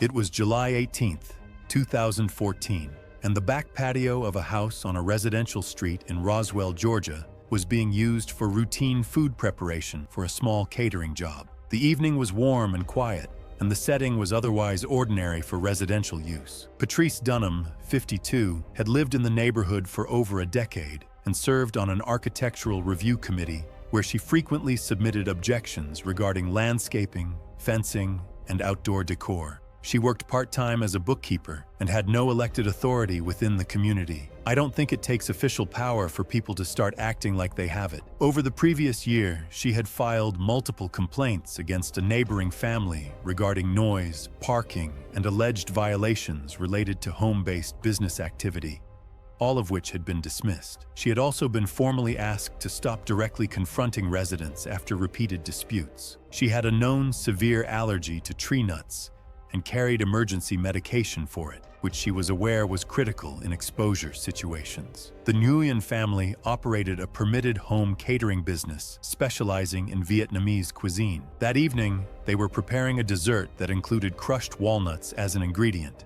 The food preparation area was set up in the backyard, with ingredients organized on a table. Family members were present in different parts of the home, with the catering work ongoing and undisturbed prior to the incident. Patrice entered the property through an unlocked side gate without prior notice or invitation. She began recording and verbally stating that she was documenting what she believed to be a violation of community rules. She approached the food preparation area despite being told to leave. Her behavior escalated from observation to direct interference as she engaged with the ingredients on the table. She picked up a bowl containing crushed walnuts and handled it while continuing to record. When instructed again to stop and leave the property, she remained focused on documenting the scene. She then touched the contents directly with her fingers and brought them close to her face, continuing to speak as she handled the bowl. In the process, she transferred residue from her fingers to her mouth and lips. For individuals with severe sensitivity, even small amounts introduced this way can trigger a rapid and life-threatening reaction. Shortly after the contact, she began showing signs of distress. Her speech became interrupted, and she indicated that something was wrong. Visible swelling developed around her lips and face within moments. She retrieved emergency medication from her bag, but struggled to use it effectively. During the escalation of symptoms, others present attempted to assist. Even when help is right there, execution under panic is a completely different situation. The medication was ultimately administered after a short delay, but the reaction continued to progress. Emergency services were contacted and arrived within minutes. She was conscious but in severe respiratory distress with restricted airflow and rapidly declining oxygen levels. She was treated on site, transported for advanced care, and remained in intensive care but did not regain neurological function. Life support was later withdrawn. The cause of death was anaphylactic shock from exposure to tree nut allergens, involving rapid airway constriction, vascular collapse, and reduced oxygen delivery to vital organs. Medical evaluation noted that the delayed use of emergency medication contributed to the outcome, though symptoms had already reached a critical stage before effective intervention. Authorities reviewed the incident and found no grounds for charges. The catering operation was confirmed to be compliant with local regulations, and prior complaints against the property had been previously dismissed, leading to case closure. It was September 3rd, 2015.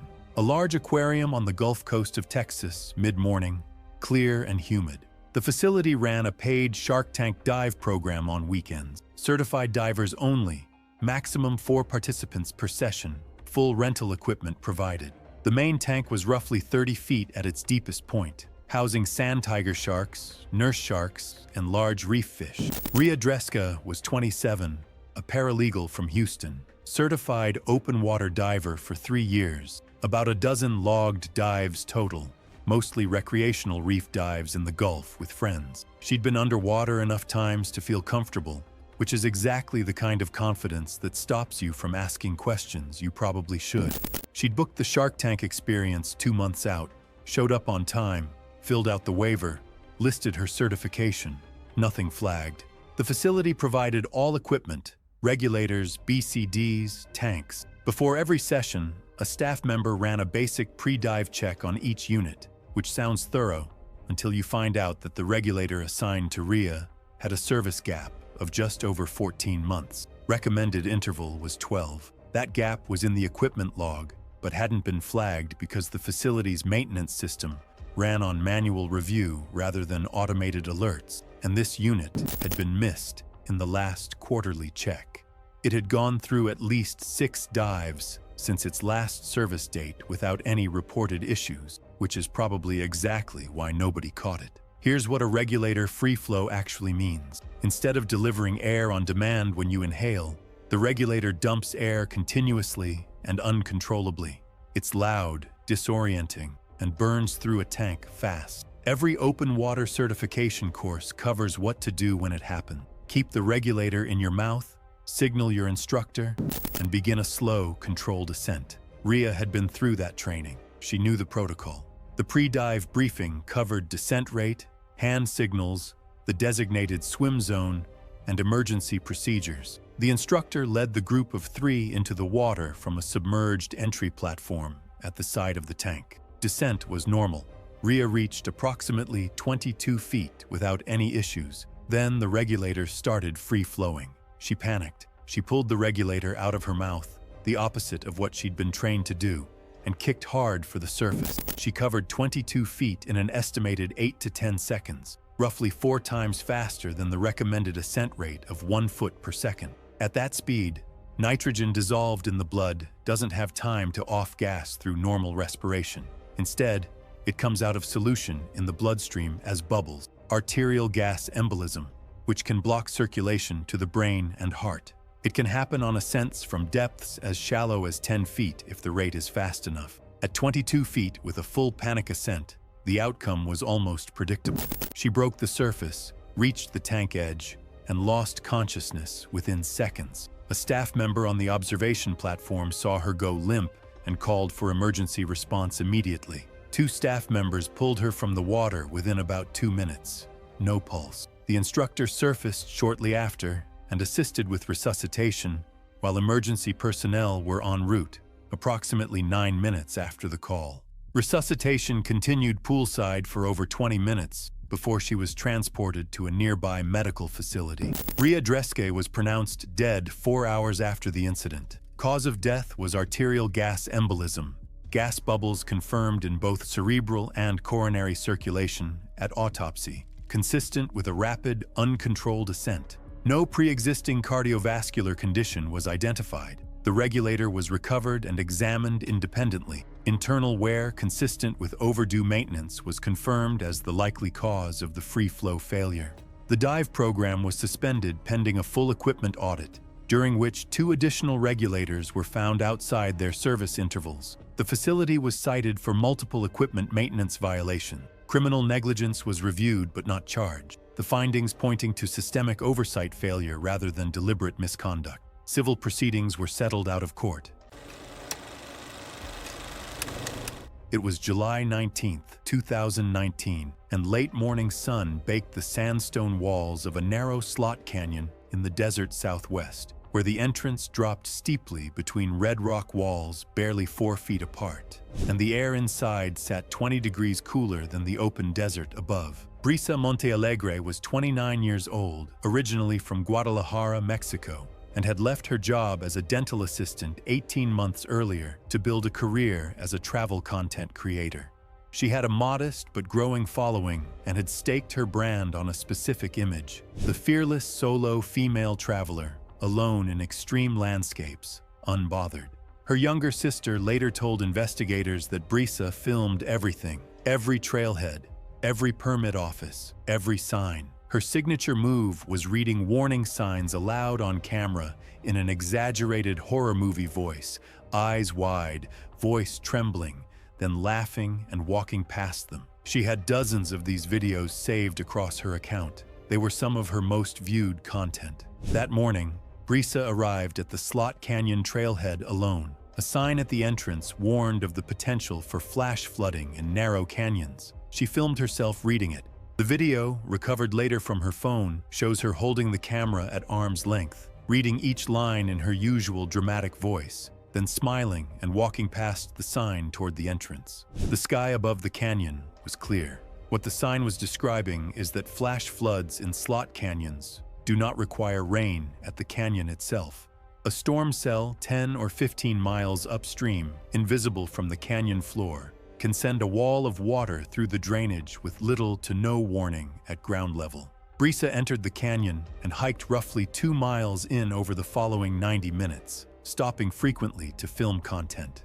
Timestamps on recovered video files show her shooting the narrow walls, the light patterns, and several posed photos deep inside the canyon. At roughly 1:40 that afternoon, a storm cell broke over higher terrain miles to the northwest. The sky directly above the canyon was still blue. A hiker near the entrance heard the sound first, a low, sustained roar growing louder from somewhere upstream. He turned and scrambled out. 2 other hikers closer to the mouth made it out within seconds of each other, one of them abandoning a pack on the ground. Brisa was roughly 2 miles in. The flood reached her position in minutes. In a slot canyon, there is no high ground. The walls are vertical, smooth, and too narrow to climb in most sections. The water does not rise gradually. It arrives as a wall, carrying sand, rock, logs, and anything else the current has collected over miles of desert drainage. And that's what I need you to understand about this one. She didn't drown in a river. She was standing in a hallway 3 feet wide when a wall of water filled it floor to ceiling. Her body was recovered the following day roughly a quarter-mile downstream from her last known filming position, buried under several feet of debris. Her phone, sealed in a waterproof case clipped to her pack strap, was recovered with it. The case had held. The medical examiner determined the cause of death to be drowning, with contributing blunt force trauma from debris impact. The warning sign video was still saved on her phone as an unsent draft in her stories folder. She had never posted it. It was the last thing she filmed before entering the canyon. From everything I found, she read the exact thing that was about to kill her in her own voice, on her own camera, and it was content. The sign is still there. The canyon is still open, and I guarantee you someone has filmed that same sign the same way since. On August 12, 2018, Curtis Pell, 52, was one of the guests. He worked at a parts counter outside town and had known the host and several others for years. He wasn't the center of attention, just someone familiar in the group, moving through conversations, staying near the patio and pool as the night went on, and continuing to drink as things gradually loosened up around him. At some point, though, the tone around him changed. Curtis had already been told not to get in. Earlier in the evening, a neighbor hosting the gathering noticed him near the pool after several drinks and made a direct comment. It wasn't confrontational, just a short warning to stay out of the water for the night. Curtis dismissed it immediately, waving it off and responding that he had been swimming his whole life. The exchange was brief, no one pushed it further. He continued drinking. Roughly an hour later, he returned to the pool area and began taking off his shoes. Another guest, someone who had known him for years, told him plainly not to get in. The concern was clear and specific. Curtis brushed it off the same way as before. He said he was okay, insisted he'd done it plenty of times, and still went into the water anyway. At that point, there was no escalation. The warning had been given twice and dismissed twice. Both people who spoke up allowed it to end there. Curtis appeared steady on his feet, speaking normally, moving without obvious difficulty. Nothing about his behavior suggested immediate danger to anyone watching casually. No one stayed focused on him after that. The pool remained unsupervised. People shifted back into conversations, moved between the yard and the house, and treated the moment as routine. From a distance, it looked like a familiar scene, someone entering the water at a backyard gathering, nothing out of place. But the conditions had already changed. Alcohol impairment doesn't always show itself in a clear way. A person can still seem steady, still talk and move normally, while coordination and reaction time are already starting to slip. In water, those small changes matter more than they seem to on land. Breathing gets harder to control, body position becomes less stable, and even minor disorientation is harder to recover from. Curtis moved toward the deeper section of the pool. Witnesses later stated there was no visible distress at that point. No splashing, no call for help, no sudden movement that would draw attention. From outside the pool, his position appeared consistent with someone floating or resting. That interpretation held. At some point, his movement stopped. The change was subtle enough that it went unrecognized for several minutes. The lack of noise or visible struggle contributed to the delay. People nearby did not identify the situation as an emergency while it was happening. When someone eventually looked more closely, I saw he was face down in the water and unresponsive. I remember that moment feeling unreal, like it took a second for my mind to accept what I was actually seeing. He was pulled from the pool and placed on the deck. Emergency services were called, CPR was started, and he was transported to a hospital, where he was pronounced dead. Autopsy confirmed drowning with alcohol as a contributing factor. No medical conditions or environmental hazards were found. Investigators cited impairment, lack of supervision, and delayed recognition as key factors. Curtis was warned twice not to enter the water, but dismissed both warnings and got in anyway while impaired. He was not actively monitored once in the pool. The sequence followed a clear pattern: warning, dismissal, continued activity under alcohol, and delayed recognition once distress began. By the time he was noticed face down in the water, intervention was no longer effective. It was June 9th, 2021, a Wednesday afternoon, inside a single-story brick home in Liège, Belgium. The curtains in the front room were half drawn against the afternoon heat. A ceiling fan turned slowly overhead. The television was on in the corner, volume low, tuned to a daytime program nobody was watching. Raymond Sellers was 68 and had been home for 11 days after spending 3 weeks at the hospital following an ischemic stroke. The stroke had left him with partial paralysis down his left side, reduced grip strength in both hands, and a speech pattern that required effort to produce clearly. His doctors said meaningful recovery was possible with physiotherapy and rest. What he needed above everything else was stillness and the complete avoidance of physical or emotional stress. His daughter had converted the front sitting room of their single-story brick home in Liège into a temporary bedroom so he would not need to navigate stairs. He spent most of his day in a hospital-grade wheelchair, moving between the sitting room and the back garden, where he liked to sit in the late afternoon. Raymond had always been the kind of grandfather who engaged. Backyard games, card games at the kitchen table, bad jokes delivered with complete commitment. The teenagers had grown up with that version of him. Seeing him in the wheelchair was an adjustment none of them spoke about directly. Let me be real here. I know how it feels being ill and having a support system. Raymond was actually enjoying it. Kobe Renshaw was 16 and Raymond's grandson.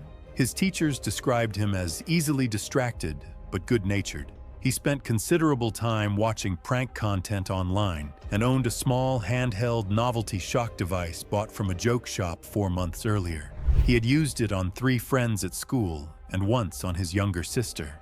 None of them had been seriously affected. On that afternoon, Raymond was sitting in his wheelchair near the back door facing the garden. He had been in good spirits that day. He had eaten lunch without difficulty and had been more talkative than usual. Kobe had been sitting with him for 20 minutes, showing him videos on his phone, including the shock device pranks, and Raymond had laughed at 2 of them.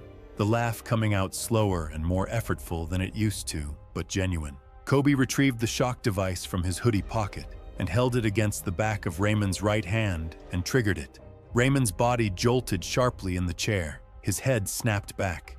For 2 or 3 seconds, he made a sound that was almost a laugh. Kobe was already grinning, pulling the device back. Then Raymond's expression changed. The color left his face immediately. His breathing became uneven. His left hand slid from the armrest. His head dropped forward. His body listed to the right and the wheelchair, which had not been locked, rolled slightly. He went sideways out of the chair and down onto the tiled floor before Kobe could reach him. Kobe shouted for his mother. She found Raymond on the floor, conscious but unable to respond properly to her voice, his breathing shallow and irregular. She called emergency services immediately. Paramedics arrived within minutes. His blood pressure was critically elevated, and he was showing signs consistent with a second acute cerebrovascular event. Doctors later believed the sudden panic and stress response had likely triggered a dangerous spike in blood pressure in a patient whose vascular system was already severely compromised from the earlier stroke. He was transported to a university hospital under emergency conditions. He died later that evening. The cause of death was determined to be a second ischemic stroke occurring in the context of severe pre-existing cerebrovascular damage and acute cardiovascular stress. Kobe was interviewed by police with his parents present. He surrendered the device and described what he had done without minimizing it. He had not known. That was the consistent and uncontested finding. No charges were filed. Raymond's wheelchair remained in the back room for weeks after the funeral, still facing the garden where the flowers had just come into bloom. It was April 9th, 2018, and a daytime talk show studio outside Sydney, Australia was arranged for a recurring segment the network promoted more heavily than anything else on the schedule, a live animal showcase featuring native wildlife, hosted by a woman who had turned it into the highest-rated block on the show. Kiralee Ashgrove was 41 years old and had hosted the show for 6 years. Before television, she had worked in radio and publishing. She lived alone with 2 rescue dogs north of the city. No formal training in animal handling. What she had was a camera presence that made audiences trust her with anything she held. She kept a framed photo wall in her dressing room, herself with every animal that had appeared on her show. Over 150 photos across 6 years. She insisted on holding every animal, even when handlers recommended against it. Before each shoot, she told the handler which side of her face photographed better and positioned the animal accordingly. A producer later said she treated every animal segment like a portrait, sitting with herself as the subject. And I think that's where the danger was hiding the entire time. Not in the animals, but in the fact that she never once saw herself as the one at risk. She saw herself as the host.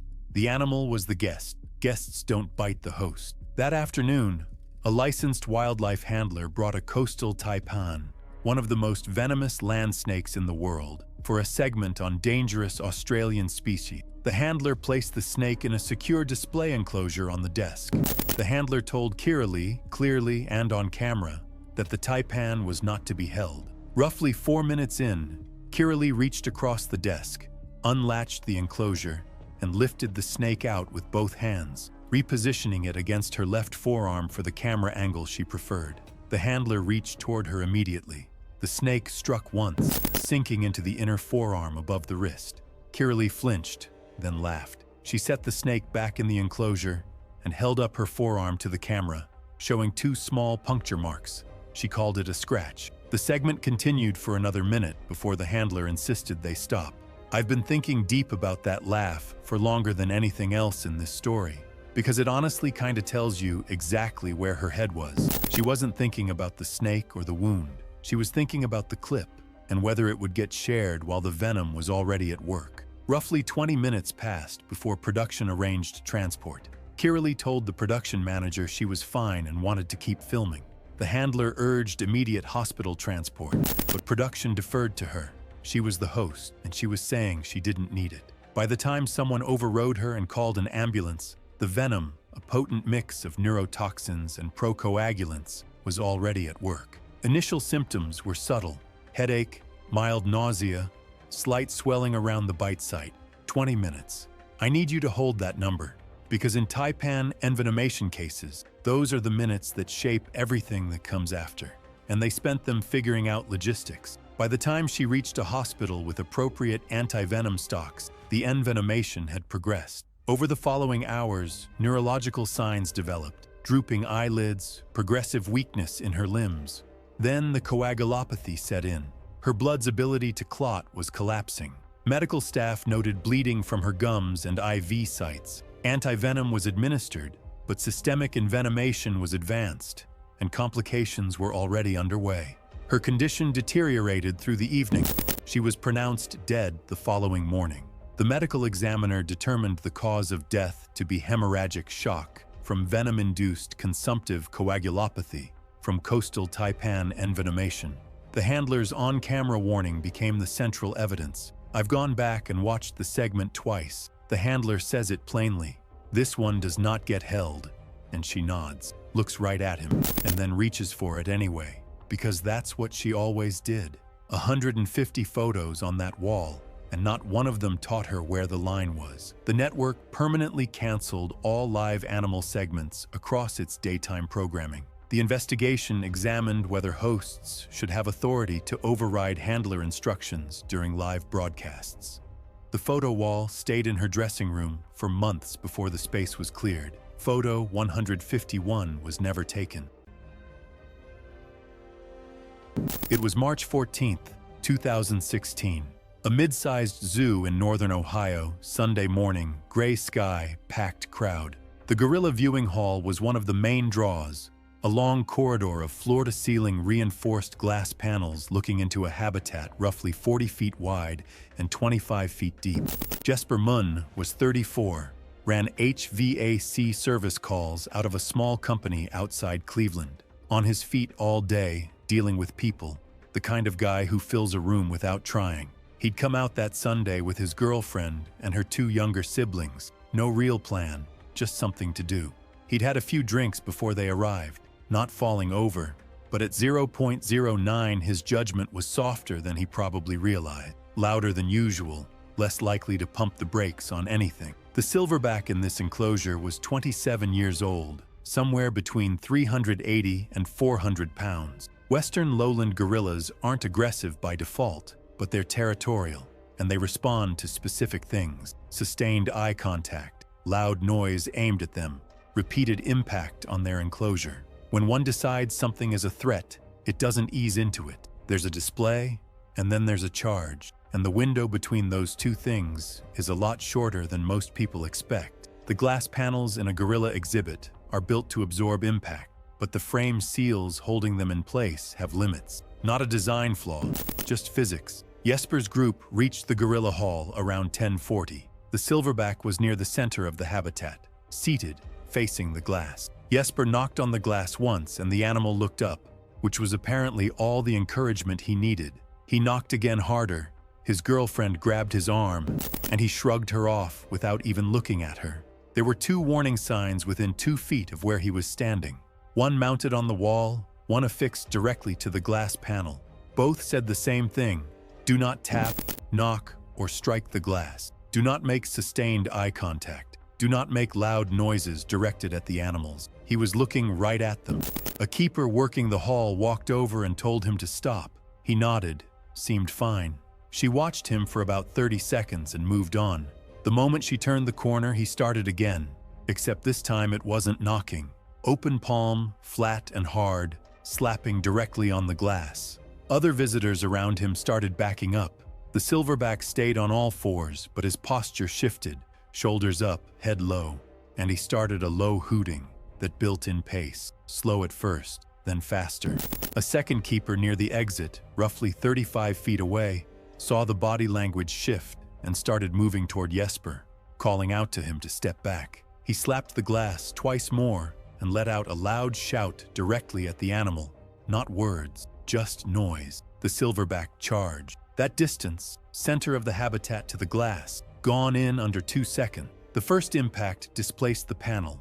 The lower left corner separated from the frame seal. The bottom pushed outward about 14 inches. Then a vertical crack ran up through it. A second impact within roughly 1 second finished it. The lower half gave way. Jesper was standing about 18 inches from the glass. The displacement caught him across the lower chest and threw him backward about 6 feet onto the corridor floor. The opening was roughly 4 feet high, enough for the silverback to push partially through and reach him where he landed. What followed lasted less than 30 seconds. Multiple strikes to the upper torso and head, open-handed, and at least one closed fist. One blow to the left side of his skull, another across his chest. He didn't get up after the second hit. Staff used compressed air horns to drive the silverback back into the habitat within about 90 seconds. Paramedics arrived roughly 11 minutes after the call.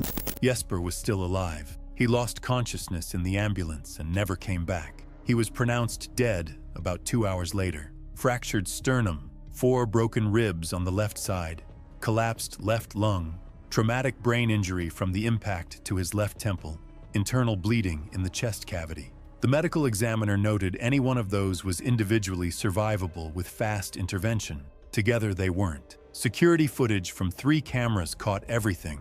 Toxicology came back at 0.09. The investigation found the frame seal system had been flagged in an internal inspection 2 years prior and never upgraded. The zoo was cited for deferred maintenance. No criminal charges were filed. Ruled an accident with contributing negligence on both sides. The silverback was not euthanized. Jesper's girlfriend told investigators she'd asked him to stop 3 times before the keeper ever got involved. That part didn't make it into the official summary. It was in the raw interview transcript. It was August 4th, 2016, and late afternoon steam rose from clusters of thermal pools scattered across a wide, pale basin in a geothermal area of a national park, where wooden boardwalks threaded between features and signs at every junction warned visitors to stay on designated paths due to thin, unstable ground crust. Tannen Prideaux was 31 years old, a part-time bartender in Boise, Idaho, who spent every dollar he didn't need on camera equipment. He had a small but dedicated following on Instagram, mostly landscape photography, and had built his portfolio around one specific look: thermal features with no tourists, no boardwalks, no man-made objects in the frame. He owned a camera body and lens kit worth over $4,000. He carried it in a padded case he treated like a child. On his feet, every single hike, he wore $3 rubber flip-flops from a gas station. His friends gave him grief about it constantly. He thought it was funny. His feed was immaculate from the knees up. Below the knees, it was a disaster. That contrast is the thing I keep circling back to because it tells you everything about how he saw the world. The frame mattered. What was outside the frame didn't. That afternoon, Tannen left the boardwalk. Other visitors later described watching him step off the designated path and walk roughly 20 feet across open ground toward a turquoise thermal pool. Two of them shouted at him. He waved without turning around. He was adjusting his camera settings as he walked. The ground appeared solid, a pale mineral crust that looked no different from the packed soil near the boardwalk. Beneath the crust, the ground was a thin shell over superheated, highly acidic water exceeding 200 degrees. His right foot broke through first. He dropped to his knee instantly, and the surface gave way further beneath his weight. His left leg went through to the thigh. His lower body was submerged in the thermal water from the waist down. Witnesses described hearing him scream before he had fully stopped falling. Steam rose around his torso. The water in that pool was later measured at over 200 degrees, with a pH low enough to cause chemical burns on contact. A visitor on the boardwalk threw a jacket toward him and shouted for others to help. Two men reached the edge of the breach within a minute, staying on firmer ground, and pulled him out by his arms. His flip-flops were gone, lost in the water. The skin on both legs was already changing color. He was conscious, shaking violently, unable to stand. I've read the witness descriptions from the investigation file, and the detail that stays with me is that he didn't let go of the camera. Both legs in boiling water, screaming, and his hands were locked around a $4,000 camera body he never set down. Even coming out of the water, they had to pry it from his grip before they could lay him flat. Park rangers arrived within minutes and called for an air ambulance. He was airlifted to a regional burn center. Doctors assessed extensive full-thickness thermal and chemical burns to the lower body and torso. The acidic water had caused damage that continued progressing even after removal. He was placed in a medically induced coma. His condition deteriorated rapidly as his kidneys and liver began to fail. He died roughly 52 hours after the initial submersion. The medical examiner determined the cause of death to be multi-organ failure secondary to the burns. He never regained consciousness after being sedated. The Park Service reinforced interpretive signage at the basin and increased ranger patrol frequency in that section. Tannen's camera was recovered at the edge of the collapse site where it had fallen when responders took him. The memory card was destroyed by heat and chemical exposure. His Instagram bio, as of the last time anyone checked, still referenced shooting from the ground up. I don't think he ever meant it literally, but that's how it ended.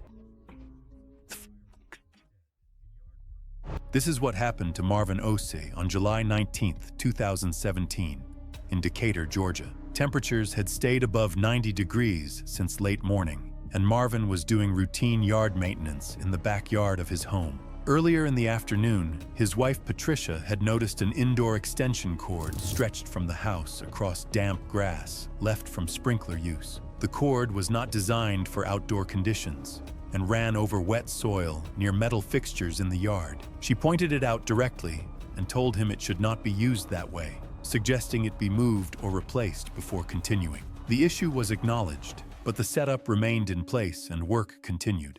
Marvin proceeded to use a corded yard tool powered through that same extension cord. The environment included damp soil, residual moisture on the grass, and multiple nearby conductive surfaces such as metal yard fixtures. While nothing about the setup would have appeared unusual in a typical residential setting, it combined electrical equipment intended for dry indoor use with wet outdoor conditions. While he was using it, the tool got stuck and jammed. This can happen when something gets caught in the moving parts, making the motor work harder and the mechanism stop moving the way it should. Standard safety procedure in this situation requires the tool to be turned off and disconnected from power before any attempt is made to clear the obstruction. Instead, Marvin reached toward the mechanism while the tool was still running and still connected to power. The system remained energized, and the internal components had not fully stopped moving. The motor continued to apply force to the jammed area as the obstruction was being addressed. When his hand entered the mechanism, contact with moving components occurred immediately. Because the equipment was still active under load, There was no delay between contact and exposure to mechanical force. The sequence progressed in a fraction of a second, consistent with powered tools where motion continues until power is fully removed. What stands out here is how fast things change once a choice like that is made. There's no time to rethink it or slow it down. It's just a split-second decision, and once the hand goes into a running machine, everything that happens next is already locked in. He collapsed near the equipment, which remained running briefly before being shut off. A neighbor nearby heard a change in the operating sound of the tool and went to check on the situation. Marvin was found unresponsive on the ground beside the equipment. Emergency services were called immediately, and responders arrived shortly after. There were no signs of life upon arrival. The autopsy confirmed severe traumatic injury, consistent with contact with a powered blade mechanism while energized. No underlying medical conditions were identified, and toxicology results were negative. The investigation reviewed both the environment and the sequence of actions leading up to the incident. The extension cord setup was noted as unsafe, but it was not the cause of the fatal injury. The critical factor was that the tool remained powered when he reached into it. The main issue wasn't anything complicated. Marvin reached into a jammed tool while it was still running. Cutting the power first is what prevents contact with moving parts, and that step was skipped. The earlier concern about the extension cord was noted, but the fatal moment came from interacting with an active machine. In situations like this, it's usually the same pattern. The task feels familiar, nothing seems urgent, and when something jams, the instinct is to fix it quickly instead of stopping first.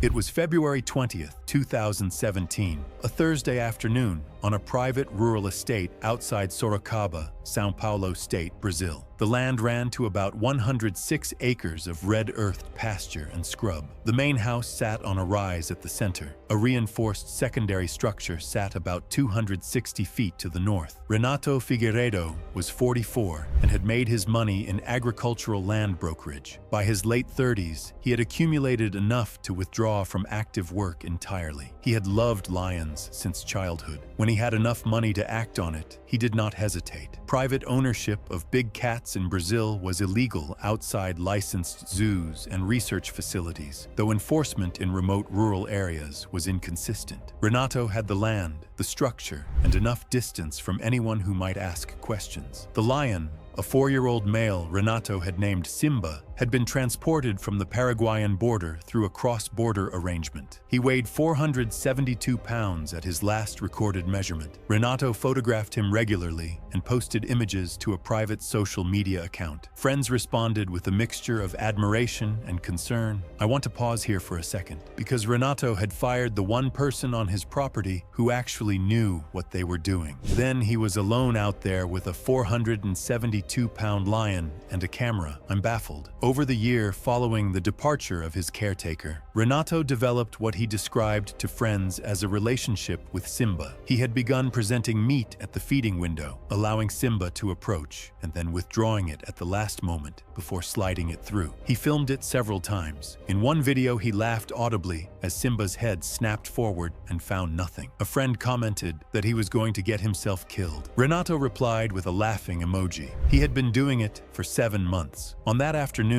Renato approached the enclosure at the usual feeding time, carrying about 6.5 pounds of raw beef. The heat was pushing 100 degrees. He raised the sliding panel and extended the meat into the opening. Simba came to the window. Renato pulled the meat back. What happened next took less than 2 seconds. Simba did not follow the meat. He lunged forward and drove his head partially through the feeding window, his jaws closing on Renato's right arm at the mid-forearm. Both forearm bones fractured on contact. The lion pulled back through the opening, taking Renato's arm with it to the elbow before the angle of the window frame arrested the motion. Renato's screaming was heard at the main house by his housekeeper, who called emergency services at 3:14 p.m. Renato was conscious when first responders arrived, but in severe hemorrhagic shock. Simba had not released the arm. A veterinarian was dispatched from Sorocaba. The sedation process took 22 minutes from arrival to full effect. Renato was transported to hospital with a traumatic degloving injury from the mid-forearm to the wrist, complete fracture of both forearm bones, and vascular damage to the brachial artery. His surgical team described his condition as critical on arrival. He received emergency vascular surgery and was placed in intensive care. He died at 11:52 p.m. The cause of death was hemorrhagic shock secondary to traumatic vascular injury sustained in an animal attack. Authorities attended the property the following morning. Simba and 2 wildcats in an adjoining section were seized. Simba was euthanized on site. An investigation was opened into the origin and transport of the animals. 3 individuals connected to the cross-border brokerage were identified for questioning.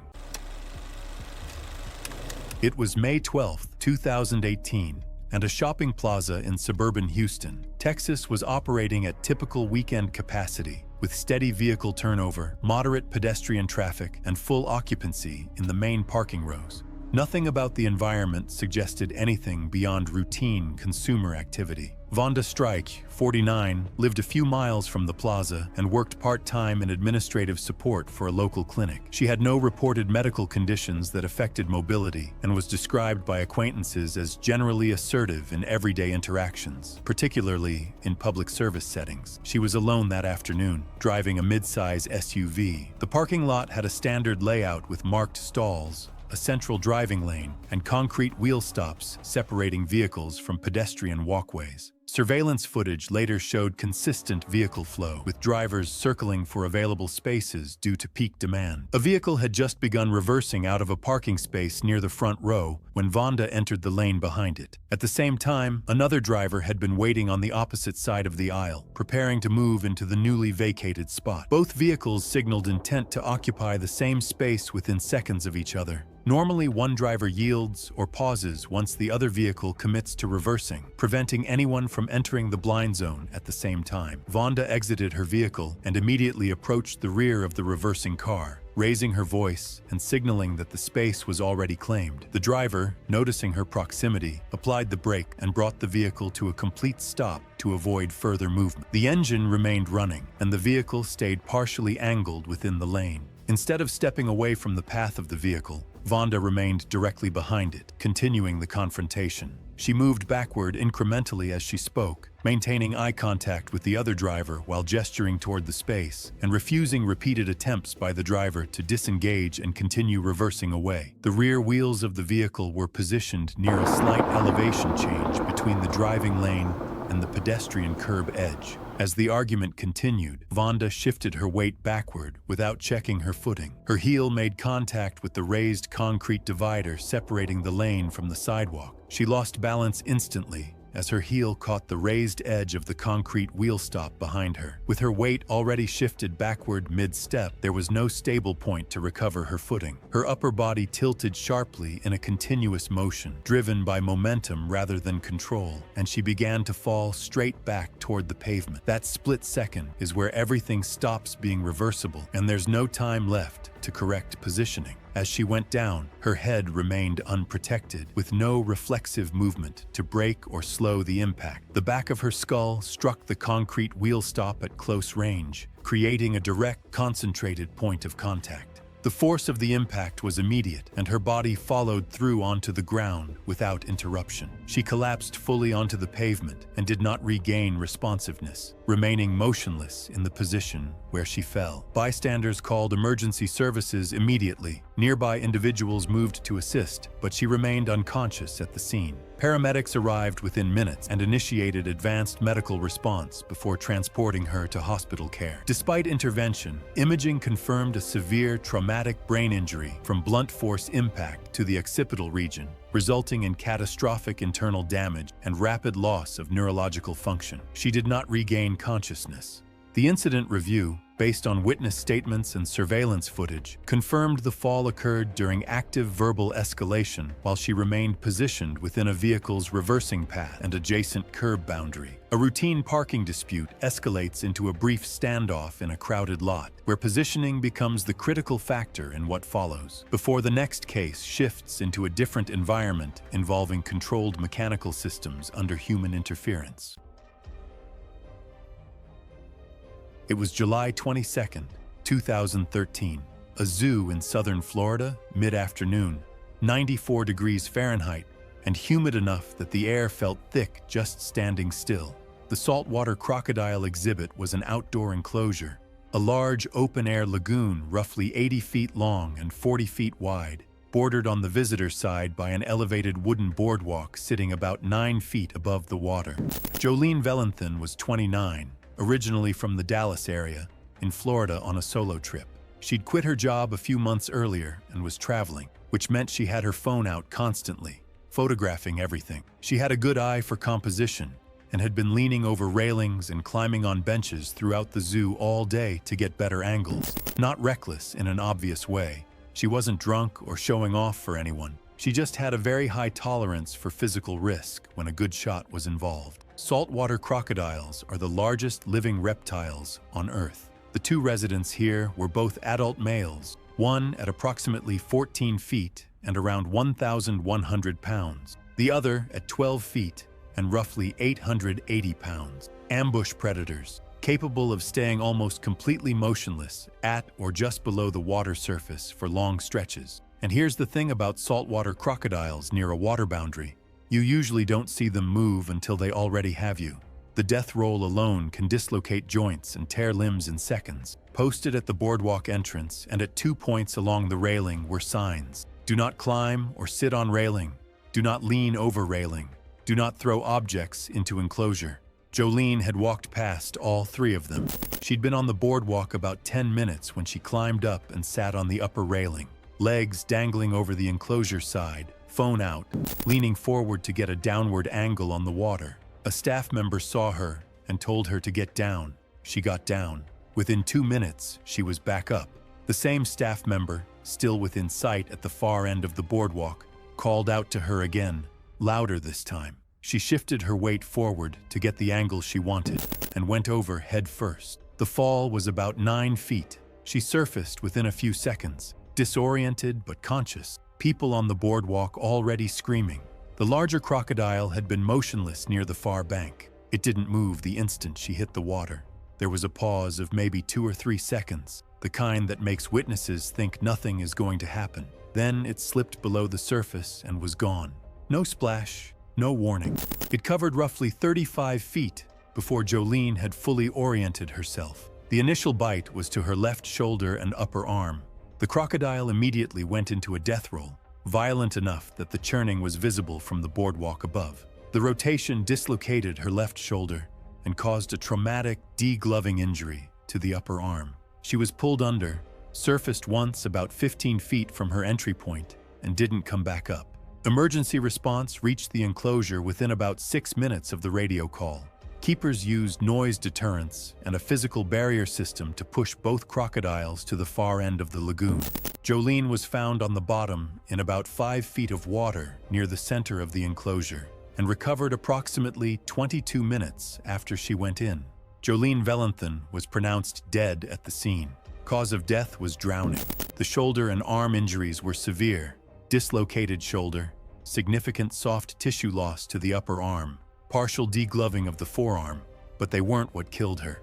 They put her underwater and kept her there. She'd been submerged an estimated 15 to 18 minutes by the time she was recovered, with blunt force trauma to the head from the entry impact, documented as a contributing factor.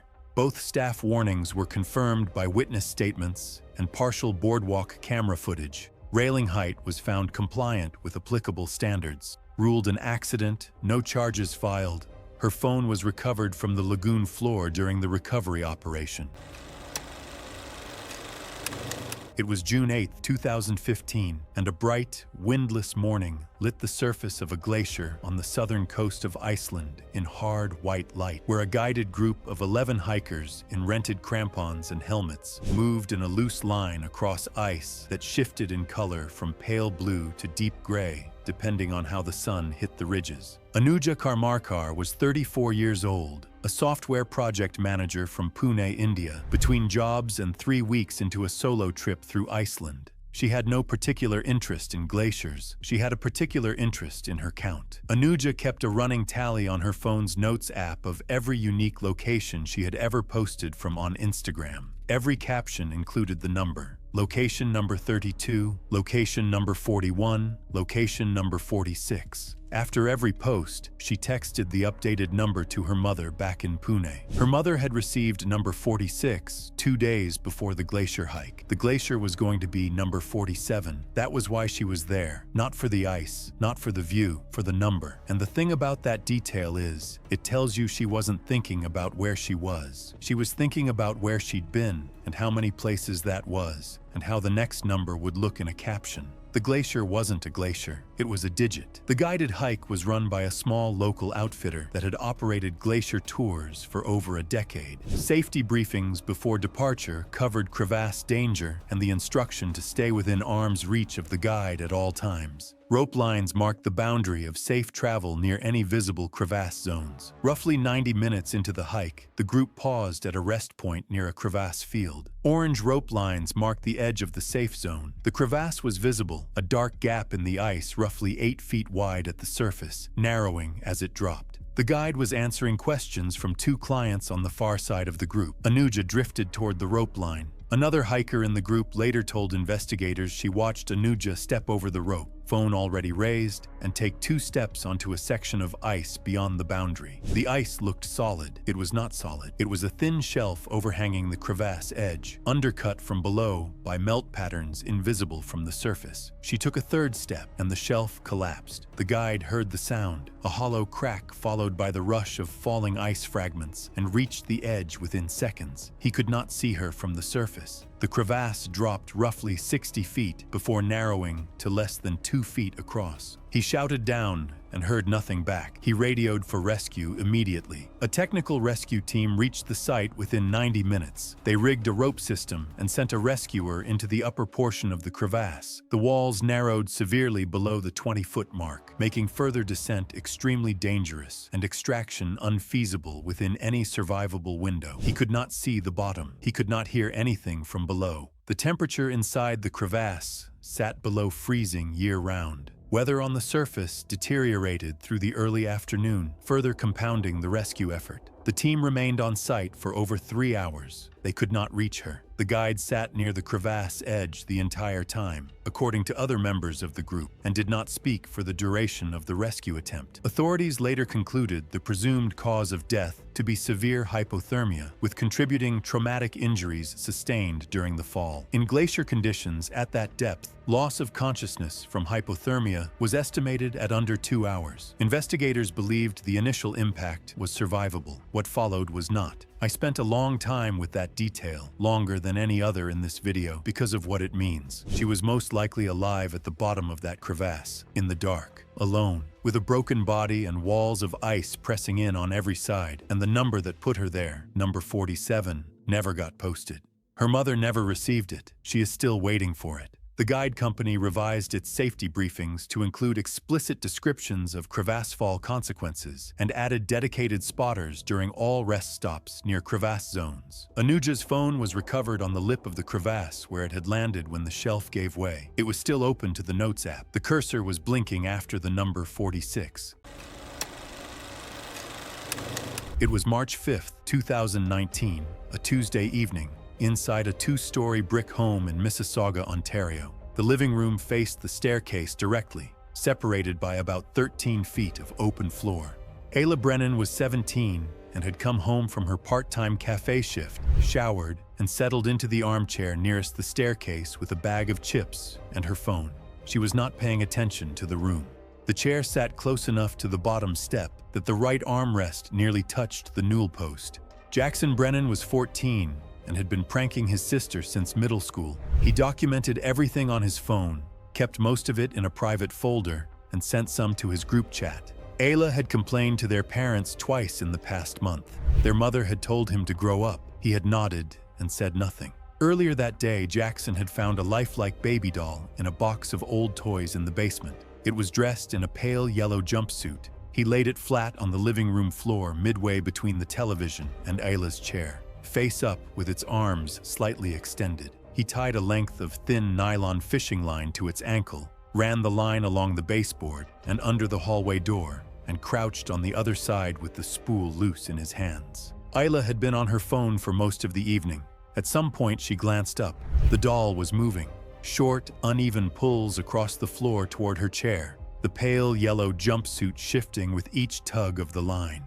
She screamed and threw herself out of the chair in a single panicked motion, spinning toward the hallway. She did not register the staircase directly behind her. Her heel caught the bottom step while her body was still carrying forward momentum. The stairs took her. She went backward, her body rolling and striking each step without control, nothing to grab in time to slow herself. She hit the bottom of the staircase with a single hard impact and stopped moving. Jackson came through the hallway door within seconds. Ayla was on her back at the foot of the stairs, one leg twisted beneath her, completely still. She was making a faint, continuous low sound. He called 911 immediately. Paramedics arrived within minutes. Ayla was unresponsive to verbal commands. Responders identified a suspected spinal injury and immobilized her on scene before transporting her to hospital. She died in the early hours of the following morning. The cause of death was cervical spinal fracture with complete cord transection and traumatic brain injury sustained during the fall. Jackson was interviewed at the hospital with a parent present. He described the prank in full without being prompted. The fishing line was still tied to the doll when investigators processed the scene. Police completed their investigation and submitted findings to the Crown. No charges were laid, though a victim services report was filed and the case remained on file. The doll was still on the living room floor when the first officers arrived.